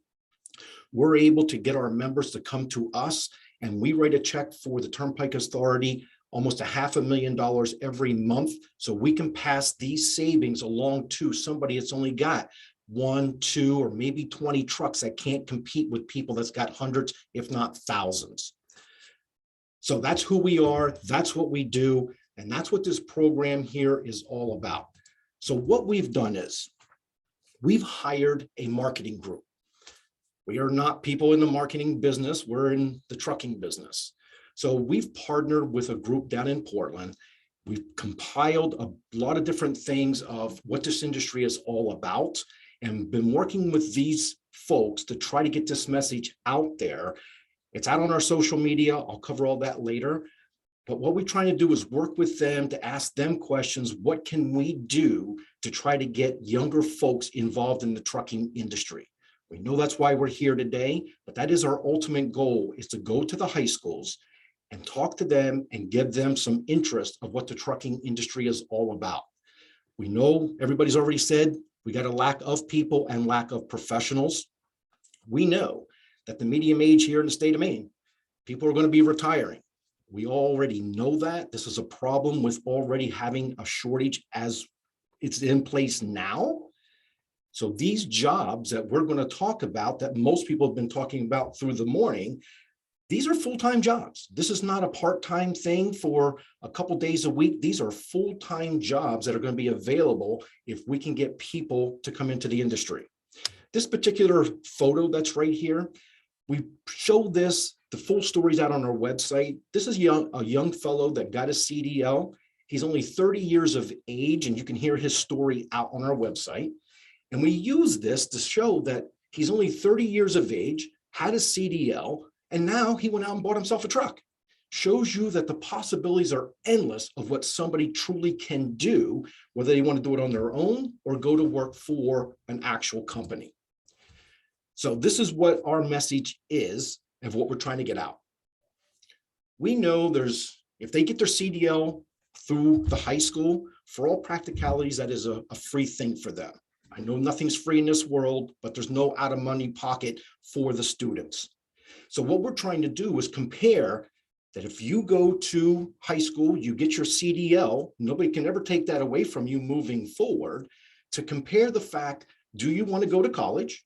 Some folks that's what they truly want to do. But we have an awful lot of people that they're not sure what they want to do. And we're trying to get them to change their mindset to think about the trucking industry in so many different ways.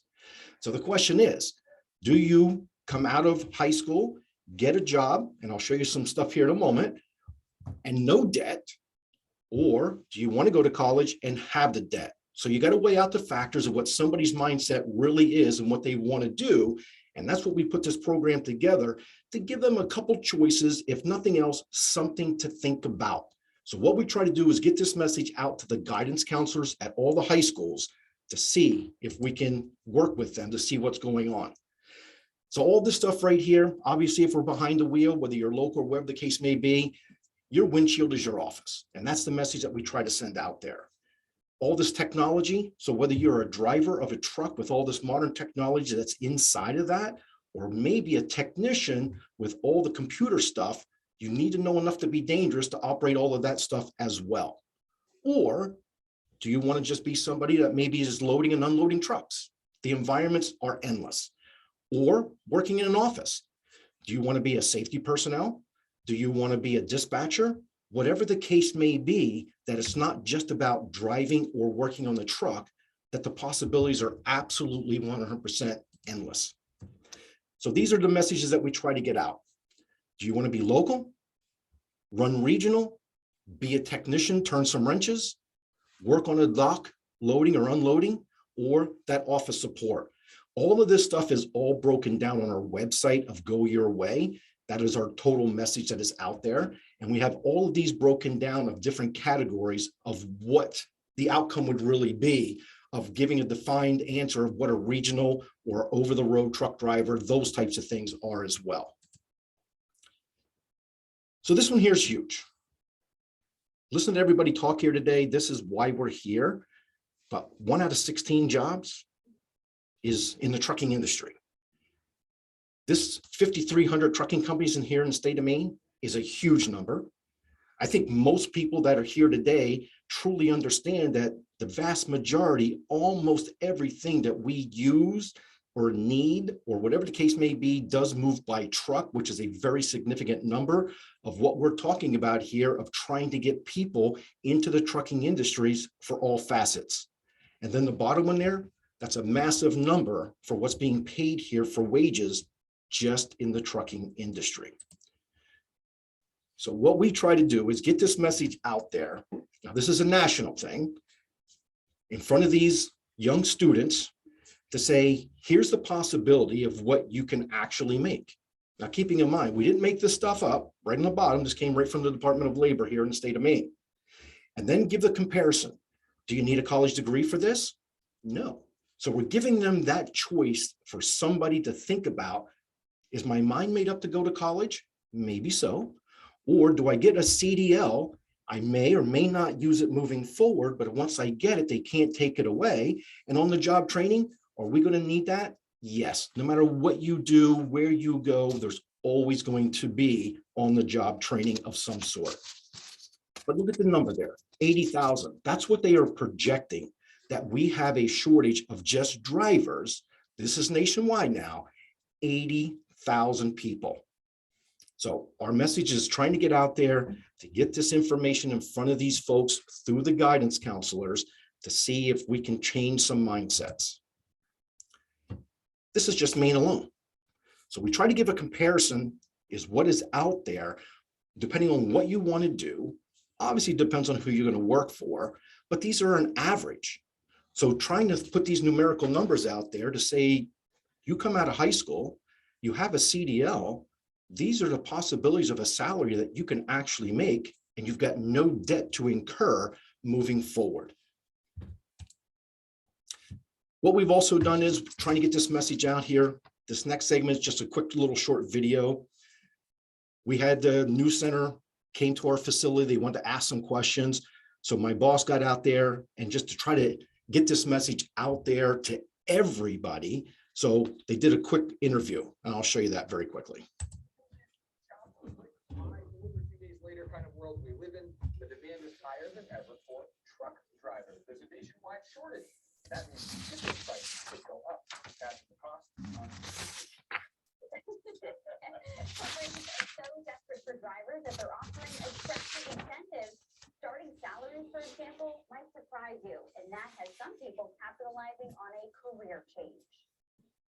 I think truck driving would be a good fit. It would allow me to go across country and see parts of the country that I normally wouldn't get to see and make a better living and a little bit more stable environment. Rob Lowell is swapping his life on the water for the open road. Pretty much, yeah. Trading lobster traps for trucks.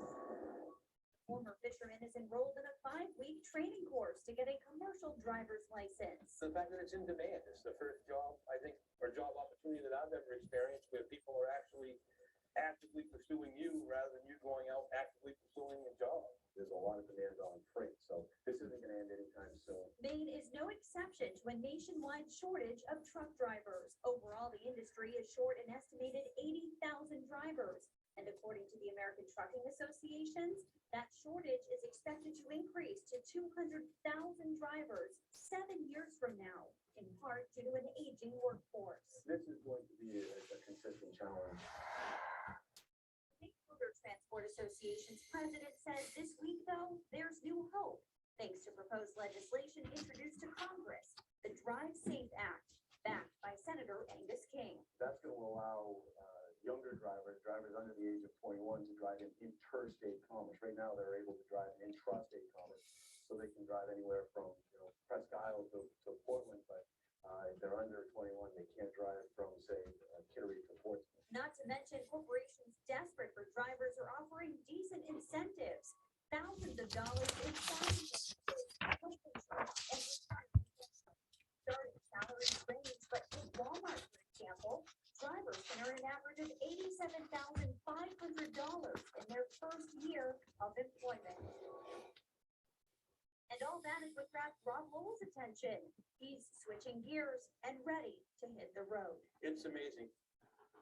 Now, the students at Northeast Technical Institute had a tough week with training due to all that wind we had, and they're hoping for favorable weather conditions early next week when they go for their commercial driver's license test. Best of luck. All right, so on that one right there, we got to put Walmart in context. In order for somebody to go to work to Walmart, they have to have over 2 million accident-free miles before they can even fill out an application. So they are a standalone when we go back to the national average. This next segment, a few folks were talking earlier about trying to get some females involved in this particular industry. So what we did with this marketing group, they hired an influencer. Now this guy's kind of nutty in a lot of ways, but he's not a suit and tie. He knows nothing about the trucking industry, and he tries to throw some humor into it. Some people put a smile on their face, some it doesn't, but it's all good when it's all said and done. So let me show you this next segment right here of what we have out on our website. Hi, I'm Rob. I'm thinking about the trucking industry. Let's find find out what it takes to become a truck driver. Sorry, I got gas. 100,000 pounds worth.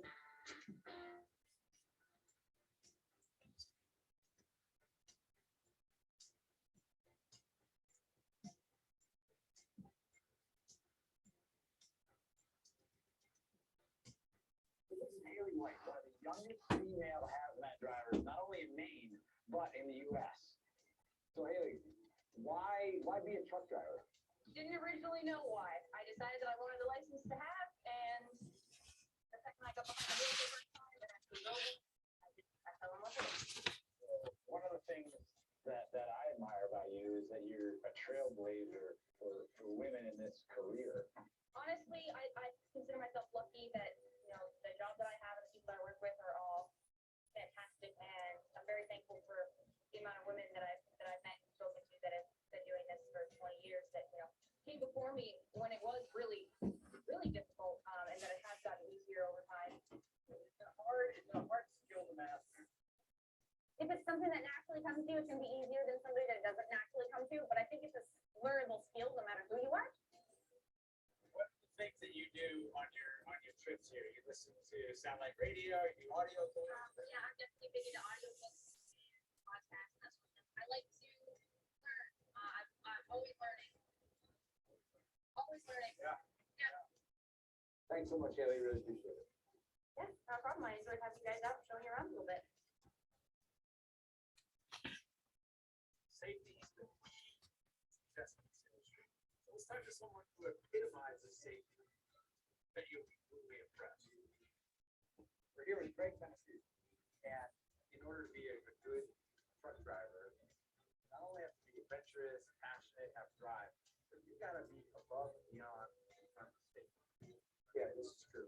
The safety of your equipment directly correlates to how well you do your job. You really need to be able to think for yourself. You're in charge of your truck, your trailer. You need to be the one that makes it. It's a good move to get your endorsements as fast as you can, especially if you're job. You're looking for a job, you're looking for a in the industry as much really important, even if you want to work both ways. Let's be honest here. Tell me a little bit about the good and the bad. Well, the good is that you got a lot of freedom. You pretty much that truck is your office. It's your space. It's really nice if that's what you like. If you're alone a lot. This could also be the bad for some people. On the next one, we're going to find out if there really is a work-life balance. And unlike a movie, the good parts aren't in the trailer. Like and subscribe for more. All right, so those are a couple of videos that we've done for the driving portion. So mention was already here earlier about technician shortage. We know we got an issue with that as well. So we're trying to get this message out there to younger folks. This is for everybody, but we're focused on the high school to let them know that if they go and can turn some wrenches, you can see the starting salary. The question is, do they need a college degree? The answer is no. Is there possibilities of giving that at Eastern Maine Community College, get a degree and turn wrenches? Yes, but do they need to have the degree to get a job working on equipment? The answer would be no. On-the-job training speaks for itself. These are the categories that we try to cover here as part of the trucking industry, that everybody's on this webinar. They know that they're dealing with all this stuff, and we're trying to get and work with Eastern Maine Community College to get a few more folks interested. So this next video, one of this gentleman here, Caleb, he is an Eastern Maine Community College graduate, and he's out on the job, and then introduced to Josh as well. So this is this message that we're trying to get across here for the younger folks to get interested somehow in the trucking industry. Hey, Randy, sorry to interrupt you. Is there any way you can turn the volume on your video up? I'm a little tired. Well, is that better? Hi, I'm Robert, and I know nothing about trucking, but I do know A little bit. there are opportunities. Yeah, we'd still need a little more volume, Randy, because all we saw was the lips moving earlier. How about that? Okay, he's Opportunities in this field that don't involve driving. Much better. Find out what it takes to keep this equipment and this industry up and running. When you were thinking about going to school for this, what were the factors involved? Definitely financial standpoint. I think community college is extremely affordable. If you just work the summers through college, you can pay for yourself. The thing that fascinates me is that you can come out of this school and most of the time you already have a job, right? Yeah. So I think every single kid in my class has a job. It's amazing. So you're not coming out with huge college debt and schlepping resumes. And, do you think you'd be worried that you won't have a job at some point in this career? Is this I think with a degree underneath your belt and industry like this, where trucks and equipment are always going to need to be available and fixed, I don't think that there will be a lull. So I'm here with Josh, one of the top mechanics here at Hart's. And first off, Josh, tell me, why did you want to become a mechanic and work on rigs in the first place? Well, I was born and raised kind of in this industry. My grandfather and father turning wrenches and just a little tight turn wrenches, and I enjoy the troubleshooting, the problem solving in the industry and stuff like that. And so growing up, between working on automotives, I would work on school buses here and there. And I always liked the room. You get into the frame rail, you had room to work on stuff. Right. You flip a little bit up, the fenders come up, and you had room to work on. You know what I mean? My favorite thing is check engine lights. You pull and check engine light, you have no clue what's going on with that. You hook up your laptop, you dig in. You know what I mean? You follow the diag steps, you figure out if there's a broken wire or a faulty sensor, you know what I mean? And then fix the truck accordingly. Being a technician is super important in this industry. You figure, when people press that button on the computer to order something from Amazon, yeah, the truck driver gets it there, but we keep the trucks going, you know what I mean? When somebody needs help or a fire truck's got to be on the road, the technicians keep that stuff going, Tech's super important in this industry. Right.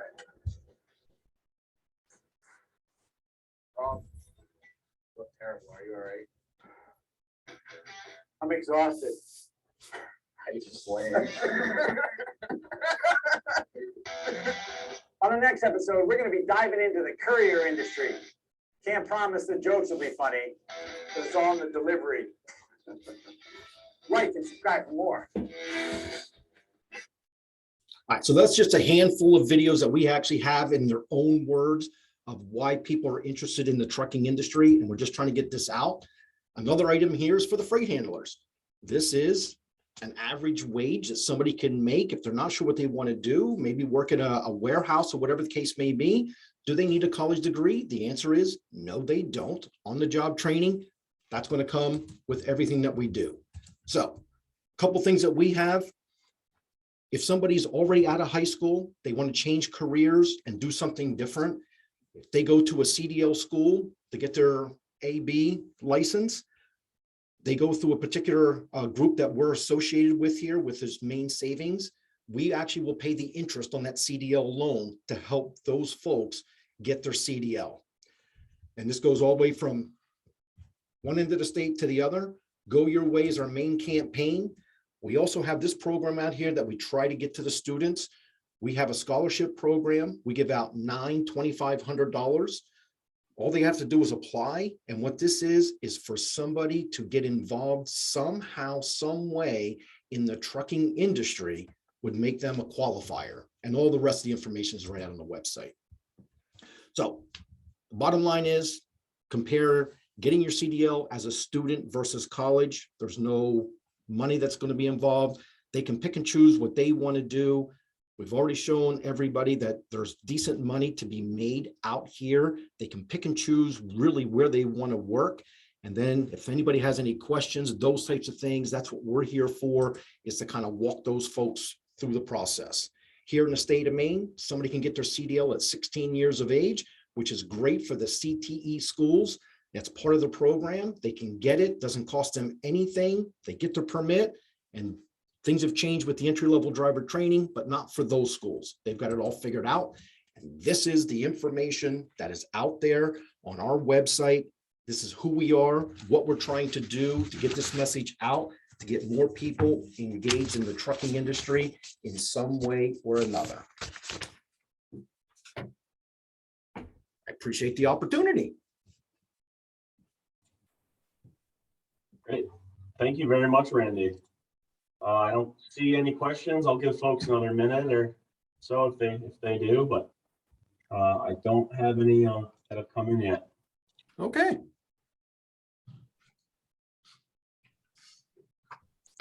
Okay, yeah, thanks, Randy. Very informative. And our final speaker today. Our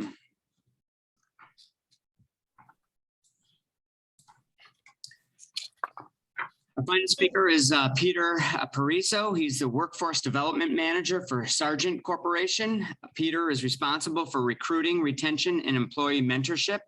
His presentation today is titled Build a Life with Us Through Training and Empowerment Initiatives. Please join me in welcoming Peter Pariso. Good morning, everybody.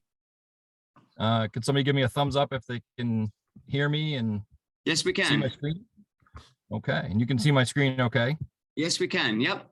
Okay. Back up here. So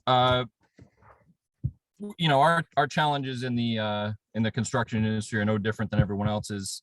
Obviously having a hard time finding labor help, but a little bit different take on it for us. Our problems started a lot sooner.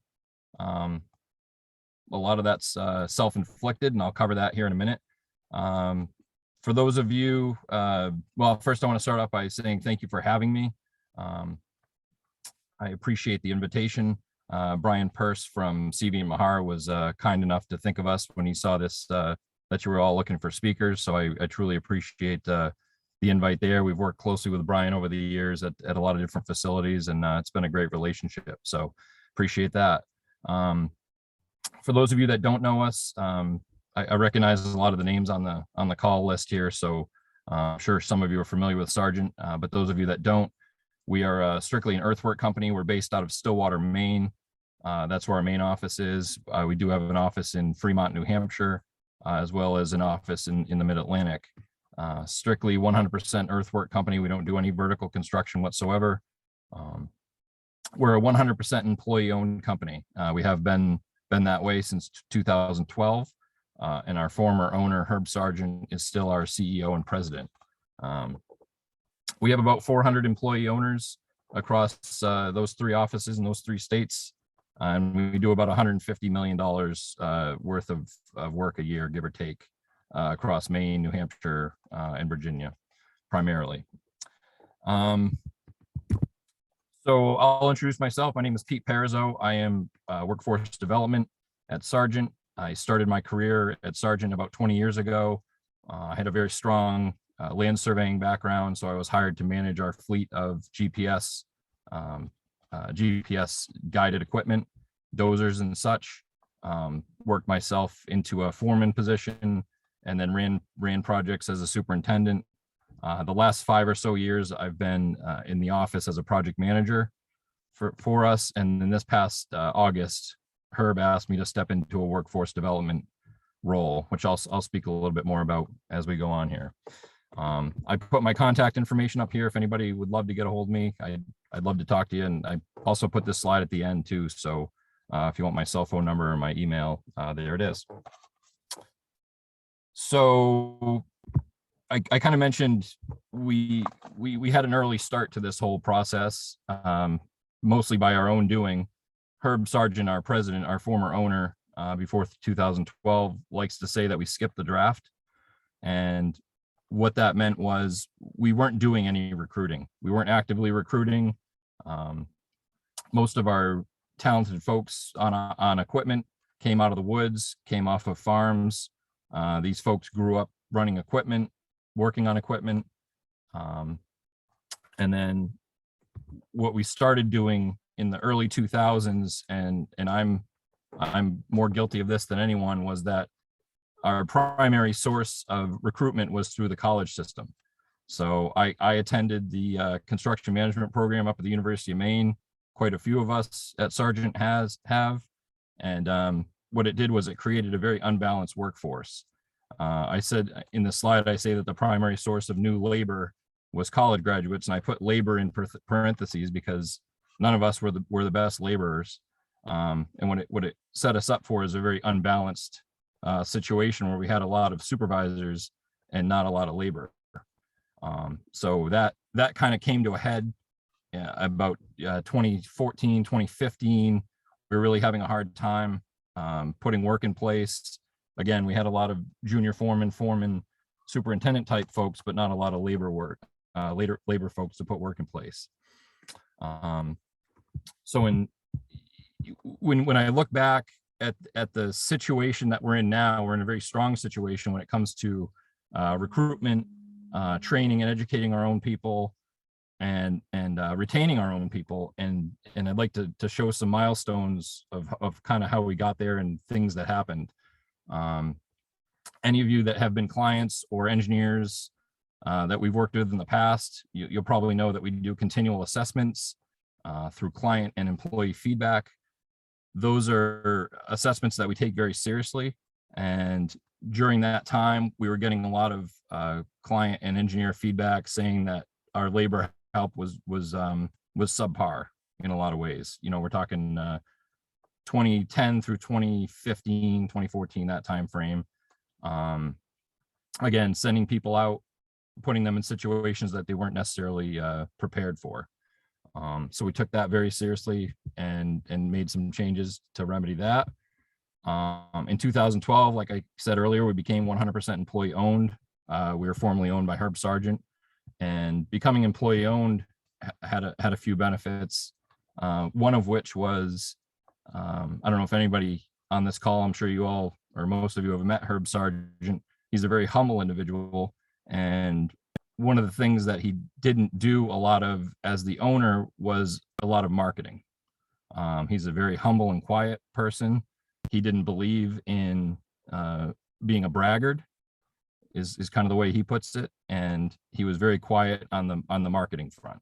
So when we became employee owned in 2012, he came to the realization that it was no longer his company, and he really owed it to all the employees to become a lot more involved from a marketing standpoint.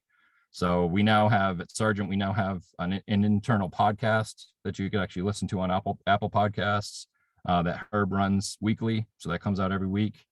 Herb has been on numerous external podcasts with other folks talking about leadership and employee ownership, things like that. He's very active on LinkedIn now. So all things kind of changed his mindset in 2012 when it became an employee-owned company. So we're very thankful for that. During that time frame, we went through some strategic planning and a lot of succession planning. We had some folks that were 30, 40-year folks with the company that were on the verge of retiring. So we did a lot of strategic planning, getting ready for that procedure. You know, that's a lot of experience to have walking out the door, 40 years or so. People that were very strong in our company. And during that process, what we did was we all read a Simon Sinek book called The Infinite Game, and adopted as a company, we kind of adopted an infinite mindset. And to kind of give you a synopsis of that, you know, when we start looking at things and making decisions, we're not making decisions for this season or next season. We're making decisions so that we're stronger in 100 years. So we're taking more of a 100-year mindset look at things as we're making decisions, and it really sets us up for success in the long term. You know, being a 96-year-old earthwork company, we want to be around another 96 years. So when we make decisions and when we go through processes like these, we want to make sure we're setting ourselves up for the future, not just, you know, our generation or our kids' generation, but our grandkids and great-grandkids generations as well. One of the biggest things that happened around the 2015, 2016 timeframe was we had very strong core purpose and values, but they were never written down on paper. So getting ready for all of these folks to retire with a lot of, you know, with 40 years of experience walking out the door, we thought it would be good to get our core values put down on paper. let everyone know, not just our own people, but everyone around us, clients, engineers, competitors, people looking for work. Let everybody know what we stand for, get them in writing, make sure that everybody knows, and then hopefully holds us accountable. So I'll flash these up here on the screen, and anybody that's worked with us, I hope you believe that we truly follow these. But the biggest couple I'll point out, where all this is going, is talking about investing in people, which is our number one core value. And we don't just mean investing in people and training and things like that, and we'll get to that in a little bit, but investing in people is our first core value. And we truly believe in investing in our people. Another couple important, they're all important, obviously, but doing the right thing. We're by no means perfect. Doing as much work as we do, doing it in the outside in the elements. Things happen, we make mistakes. The trick is to remedy them. Take responsibility, make sure we own up to what we say we're going to do, and leave the situation with everyone feeling great, which brings me to our fourth core value, which is winning in the field. And winning in the field, if Sergeant wins in the field and wins on a project, but everyone else loses, that's not what we want. We want to set ourselves up so that everyone involved in that project, whether it be engineer, owner, subcontractors, the community, we want everyone to win. And we have, when we have control over that, that's our aim, is to make sure that everyone leaves that situation with a win. And that's our infinite mindset at work. Having a successful project or having a successful season doesn't mean much if everyone around us, loses, quote unquote, loses. So those are our core values, and that's what we put down on paper in about 2017 timeframe, just so that everyone was on the same page, so to speak. 2016 was a big year for us. We started what we're calling Sergeant Construction Academy. And what that was, it's an opportunity for folks leaving high school that aren't interested in college to have an opportunity to enter our field of work and learn our trade from the ground up. So that started in 2016. A gentleman by the name of Kevin Gordon was the instructor for that program. In our first year, we had about a dozen or 15 high school graduates that came in and learned our trade from the ground up. And, if I go back to our core purpose and values for a second, our core values, honing our craft, where we started out with Sergeant Construction Academy isn't where we ended up. That started out as a 6-week program, a lot of classroom time. Came in day one, started teaching safety, small equipment, things like that, how to labor, basically. And it was fairly successful. We've had, those early years, we had about a 40% retention rate in that program. Sent a lot of great folks out to the field. There's quite a few folks from those early programs that are now full-time equipment operators, full-time foremen. So, these are people that are building our leadership ranks in the field. So basically 23-year-olds now running items on our projects as foremen that came out of Sergeant Construction Academy. What's interesting to note is these folks are this program starts, the second or third week of June, right when school gets out. They come in and they learn our trade from the ground up. They're full-time employees day number one. It's a fully paid apprenticeship program. It's a really great opportunity for people that want to enter the construction industry and don't necessarily have an avenue to do that. So it's been a really great program. And that same year, when Kevin Gordon was an area manager, and he was moved over to run Sergeant Construction Academy, and he was our first Sergeant Workforce Development employee.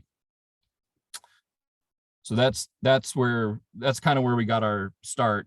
Workforce development wasn't a thing before 2016. We didn't have somebody in that position. That was kind of unusual for us. So looking at 2022, I mentioned I started with the workforce development team in August of last year. Another gentleman named Kendall Bickford, a site superintendent, also did. And now we're a team of 3. So Kevin, Kendall, and myself. And between the 3 of us, we have 86 years with the company. A lot of experience there. I'm the rookie with only 20 years. Kevin's got about 40 years, and Kendall's got about 25 or so years. So between the three of us, about 86 years with the company. We were selected because we truly live those core values. We believe in them, we live them, we want to teach them to people. And so our primary objective is training and development. And when I say training and development, we're teaching people how to do construction work, obviously, but it's a lot more than that. When we get 18-year-olds fresh out of high school, they may not necessarily have had a job. We have to teach them everything. We have to teach them how to show up on time for work, prepared to work, things like that. It's a very holistic process that we go through. It's not just about teaching them how to shovel. It's about teaching them budgeting and how to save for retirement and everything. How many pairs of socks they need to bring with them if they're working on the road for the week. So it's very basic in some ways, but that's what they need. Sometimes that's what an 18-year-old needs, is to learn, to bring an extra pair of socks because one might get wet during the course of the day. We also oversee the mentorship program. Everyone gets a mentor that comes in, whether they be interns or Sergeant Construction Academy folks. And we're also tasked with recruitment, which has kind of become a scattergun approach. We recruited a lot of high schools, a lot of colleges, a lot of technical programs across the state of Maine and New Hampshire, and as well as Virginia. And I guess our next big initiative that we've undertaken is called Build a Life with Us. And it allows us to, going back to that infinite mindset, it allows us to focus on the next 100 years, where we're going in the next 100 years and who's coming with us. And just a little bit about that. So 3 areas of focus with Build a Life. Obviously, we want to help people build their careers, stable careers. We want to give them as much guidance and empowerment as we can so that they can become leaders in our industry. But we don't want to neglect other areas of their lives. So we want to help them build themselves as well through, mentorship when it comes to budgeting, just something as simple as doing a budget so they know where their paycheck is going every week. How to pay bills, how to build relationships, how to spend time with their family. Some of it sounds, for somebody that's been in this industry for a long time, it sounds kind of rudimentary, but that's kind of what's needed right now, is that we're seeing a lot of opportunity for growth in those areas. So that's building yourself, focus on wellness, focusing on current financial health, and then building your wealth. And when we talk about building your wealth, we mean long-term wealth. So at some point, everybody's going to want to retire, whether that be at 50 or 55 or 60 or whatever. We want to give them the tools and the ability to do that through our employee stock ownership plan, as well as a very robust 401k retirement plan. So a lot of focus on that. Again, very holistic approach. We want to work on developing the whole person, because any one of these 3 areas neglected doesn't make for a very good whole individual. So that's our goal, and that's our objective, and it's been working out very well. And again, you'd think being short on people, our first focus would be on pounding the pavement when it comes to recruitment, but really what we did, the approach we took, is just looking inward and attacking the challenges that we had, that we kind of created ourselves, trying to solve those. And then once we had a good foundation, then we started building on top of that, so to speak. So that's about all I got for you. Again, love to chat with you outside of here if you'd like. That's my cell phone number and my email address. You can connect with me on LinkedIn if you'd like as well. But again, I really appreciate you having me, and this is a topic that I'm very passionate about, and I'd love to continue these conversations offline if you'd like. So thank you. Thank you very much, Pete. That was really interesting. I really like the develop the whole person aspect of your training program. That's huge. That's largely missed, especially with really like a young workforce. So thank you for that. I've got a couple questions that came in. One was already answered regarding the impacts of wage inflation.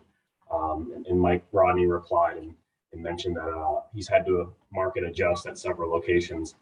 And Kelly Robinson said that they have a very defined process on how to adjust an entire division. So the other question, and this can be answered by anyone, when hiring laborers, truck drivers, equipment operators, I have experienced an age break. Every applicant for these positions has been 50 years or older. Has anyone experienced something similar? Has anyone implemented a successful program that brought in all ages for similar roles? Were there certain buzzwords on a job posting that brought in a larger variety of applicants? Anyone want to take that one? Yes, I can take that one from the apprenticeship point. Been able to implement across all ages, and kind of some of the buzz phrases that we've used was marketing to younger adults, being able to say that way to start a career or ways to get into a career, and talk to that piece and longevity in the career setting. So for our marketing, our flyers and stuff that we put out on social media and whatnot, we've put younger people out there actually trying to do the job. And then we've highlighted stability, long-term benefits, and growth in terms of promotions. And that seems to really resonate with that. If anybody has any more questions about that, I'm more than willing to be able to email those to anybody who wants them so they can see an example from both Virginia Beach and from the city of Rock Hill. Thank you, Kevin. Any other panelists want to take this one? I think Pete, you got your hand up. Yeah. So as I kind of mentioned during my talk, is that we're very active when it comes to recruiting younger folks. We've found that they don't use typical ways to be hired. You know, they're not using Indeed, they're not using LinkedIn, they're not using things like that. We don't get a lot of exposure through those mediums. So we actually have to go to them and we have to meet them where they are. And we've had a lot of success with that, is just pounding the pavement, meeting with guidance counselors, meeting with faculty members at technical schools and high schools and colleges, and just really using a scattergun approach to try to target all those individuals, because the traditional methods aren't working, at least for us. Thank you. Kelly, I think I heard you say something. Did you want to add to that? Yeah, I mean, it's not one thing. So when you use a term like posting, it sounds very, very limiting. It's multi-channel, right? I mean, it's going to schools. We actually even did geofencing of schools. So if you walked into a particular technical center, you got an ad from us. I can't say that worked particularly well, but it was one of those ways of doing it. We do texting campaigns.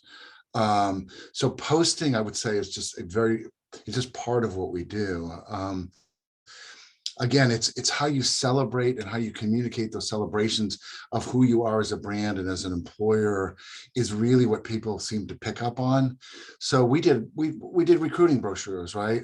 We didn't put a man on the cover of our recruiting brochures for a driver. We put a young woman on there, right? Our annual report has a young woman driver on the front of it. We celebrate those things as opposed to just post an ad.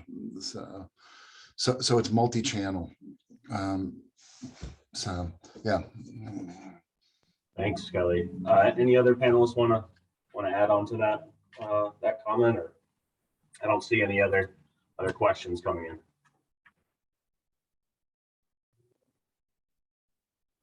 All right, I see none. Kevin, you want to take over? Sure. I want to thank all of the speakers today for their willingness to share their experiences with this group. I found it to be very informative and a lot of takeaways here and places where we can go for resources. So very helpful. I also want to put in a plug for SWANA membership. Many of you are members of SWANA. For those who may not be as familiar with SWANA, we are not a trade organization. SWANA is an organization of professionals committed to advancing from solid waste management to resource management through their shared emphasis on education, advocacy, and research. And so today's program was just another example of education for our members. And we have about a little over 10,000 members in North America, and 149 of us are members of the Northern New England chapter, of which Paul Schmidt is our chapter president. And so we run 3 of these educational sessions a year, and I encourage everyone to consider membership. You can go to the SWANA National website. Just Google SWANA, Solid Waste Association of North America, or we also have our chapter, Northern New England, NNE chapter of SWANA. We have a website there as well. So again, I want to thank everyone for participating in today's program. I hope you enjoyed it. We're always interested in your feedback. So whether you were a panelist or an attendee, please let us know how we did and what it is that you want to hear about next time. We hope to see you next time. So with that, thank you for your participation. Have a good day. Thanks, everyone. Thank you.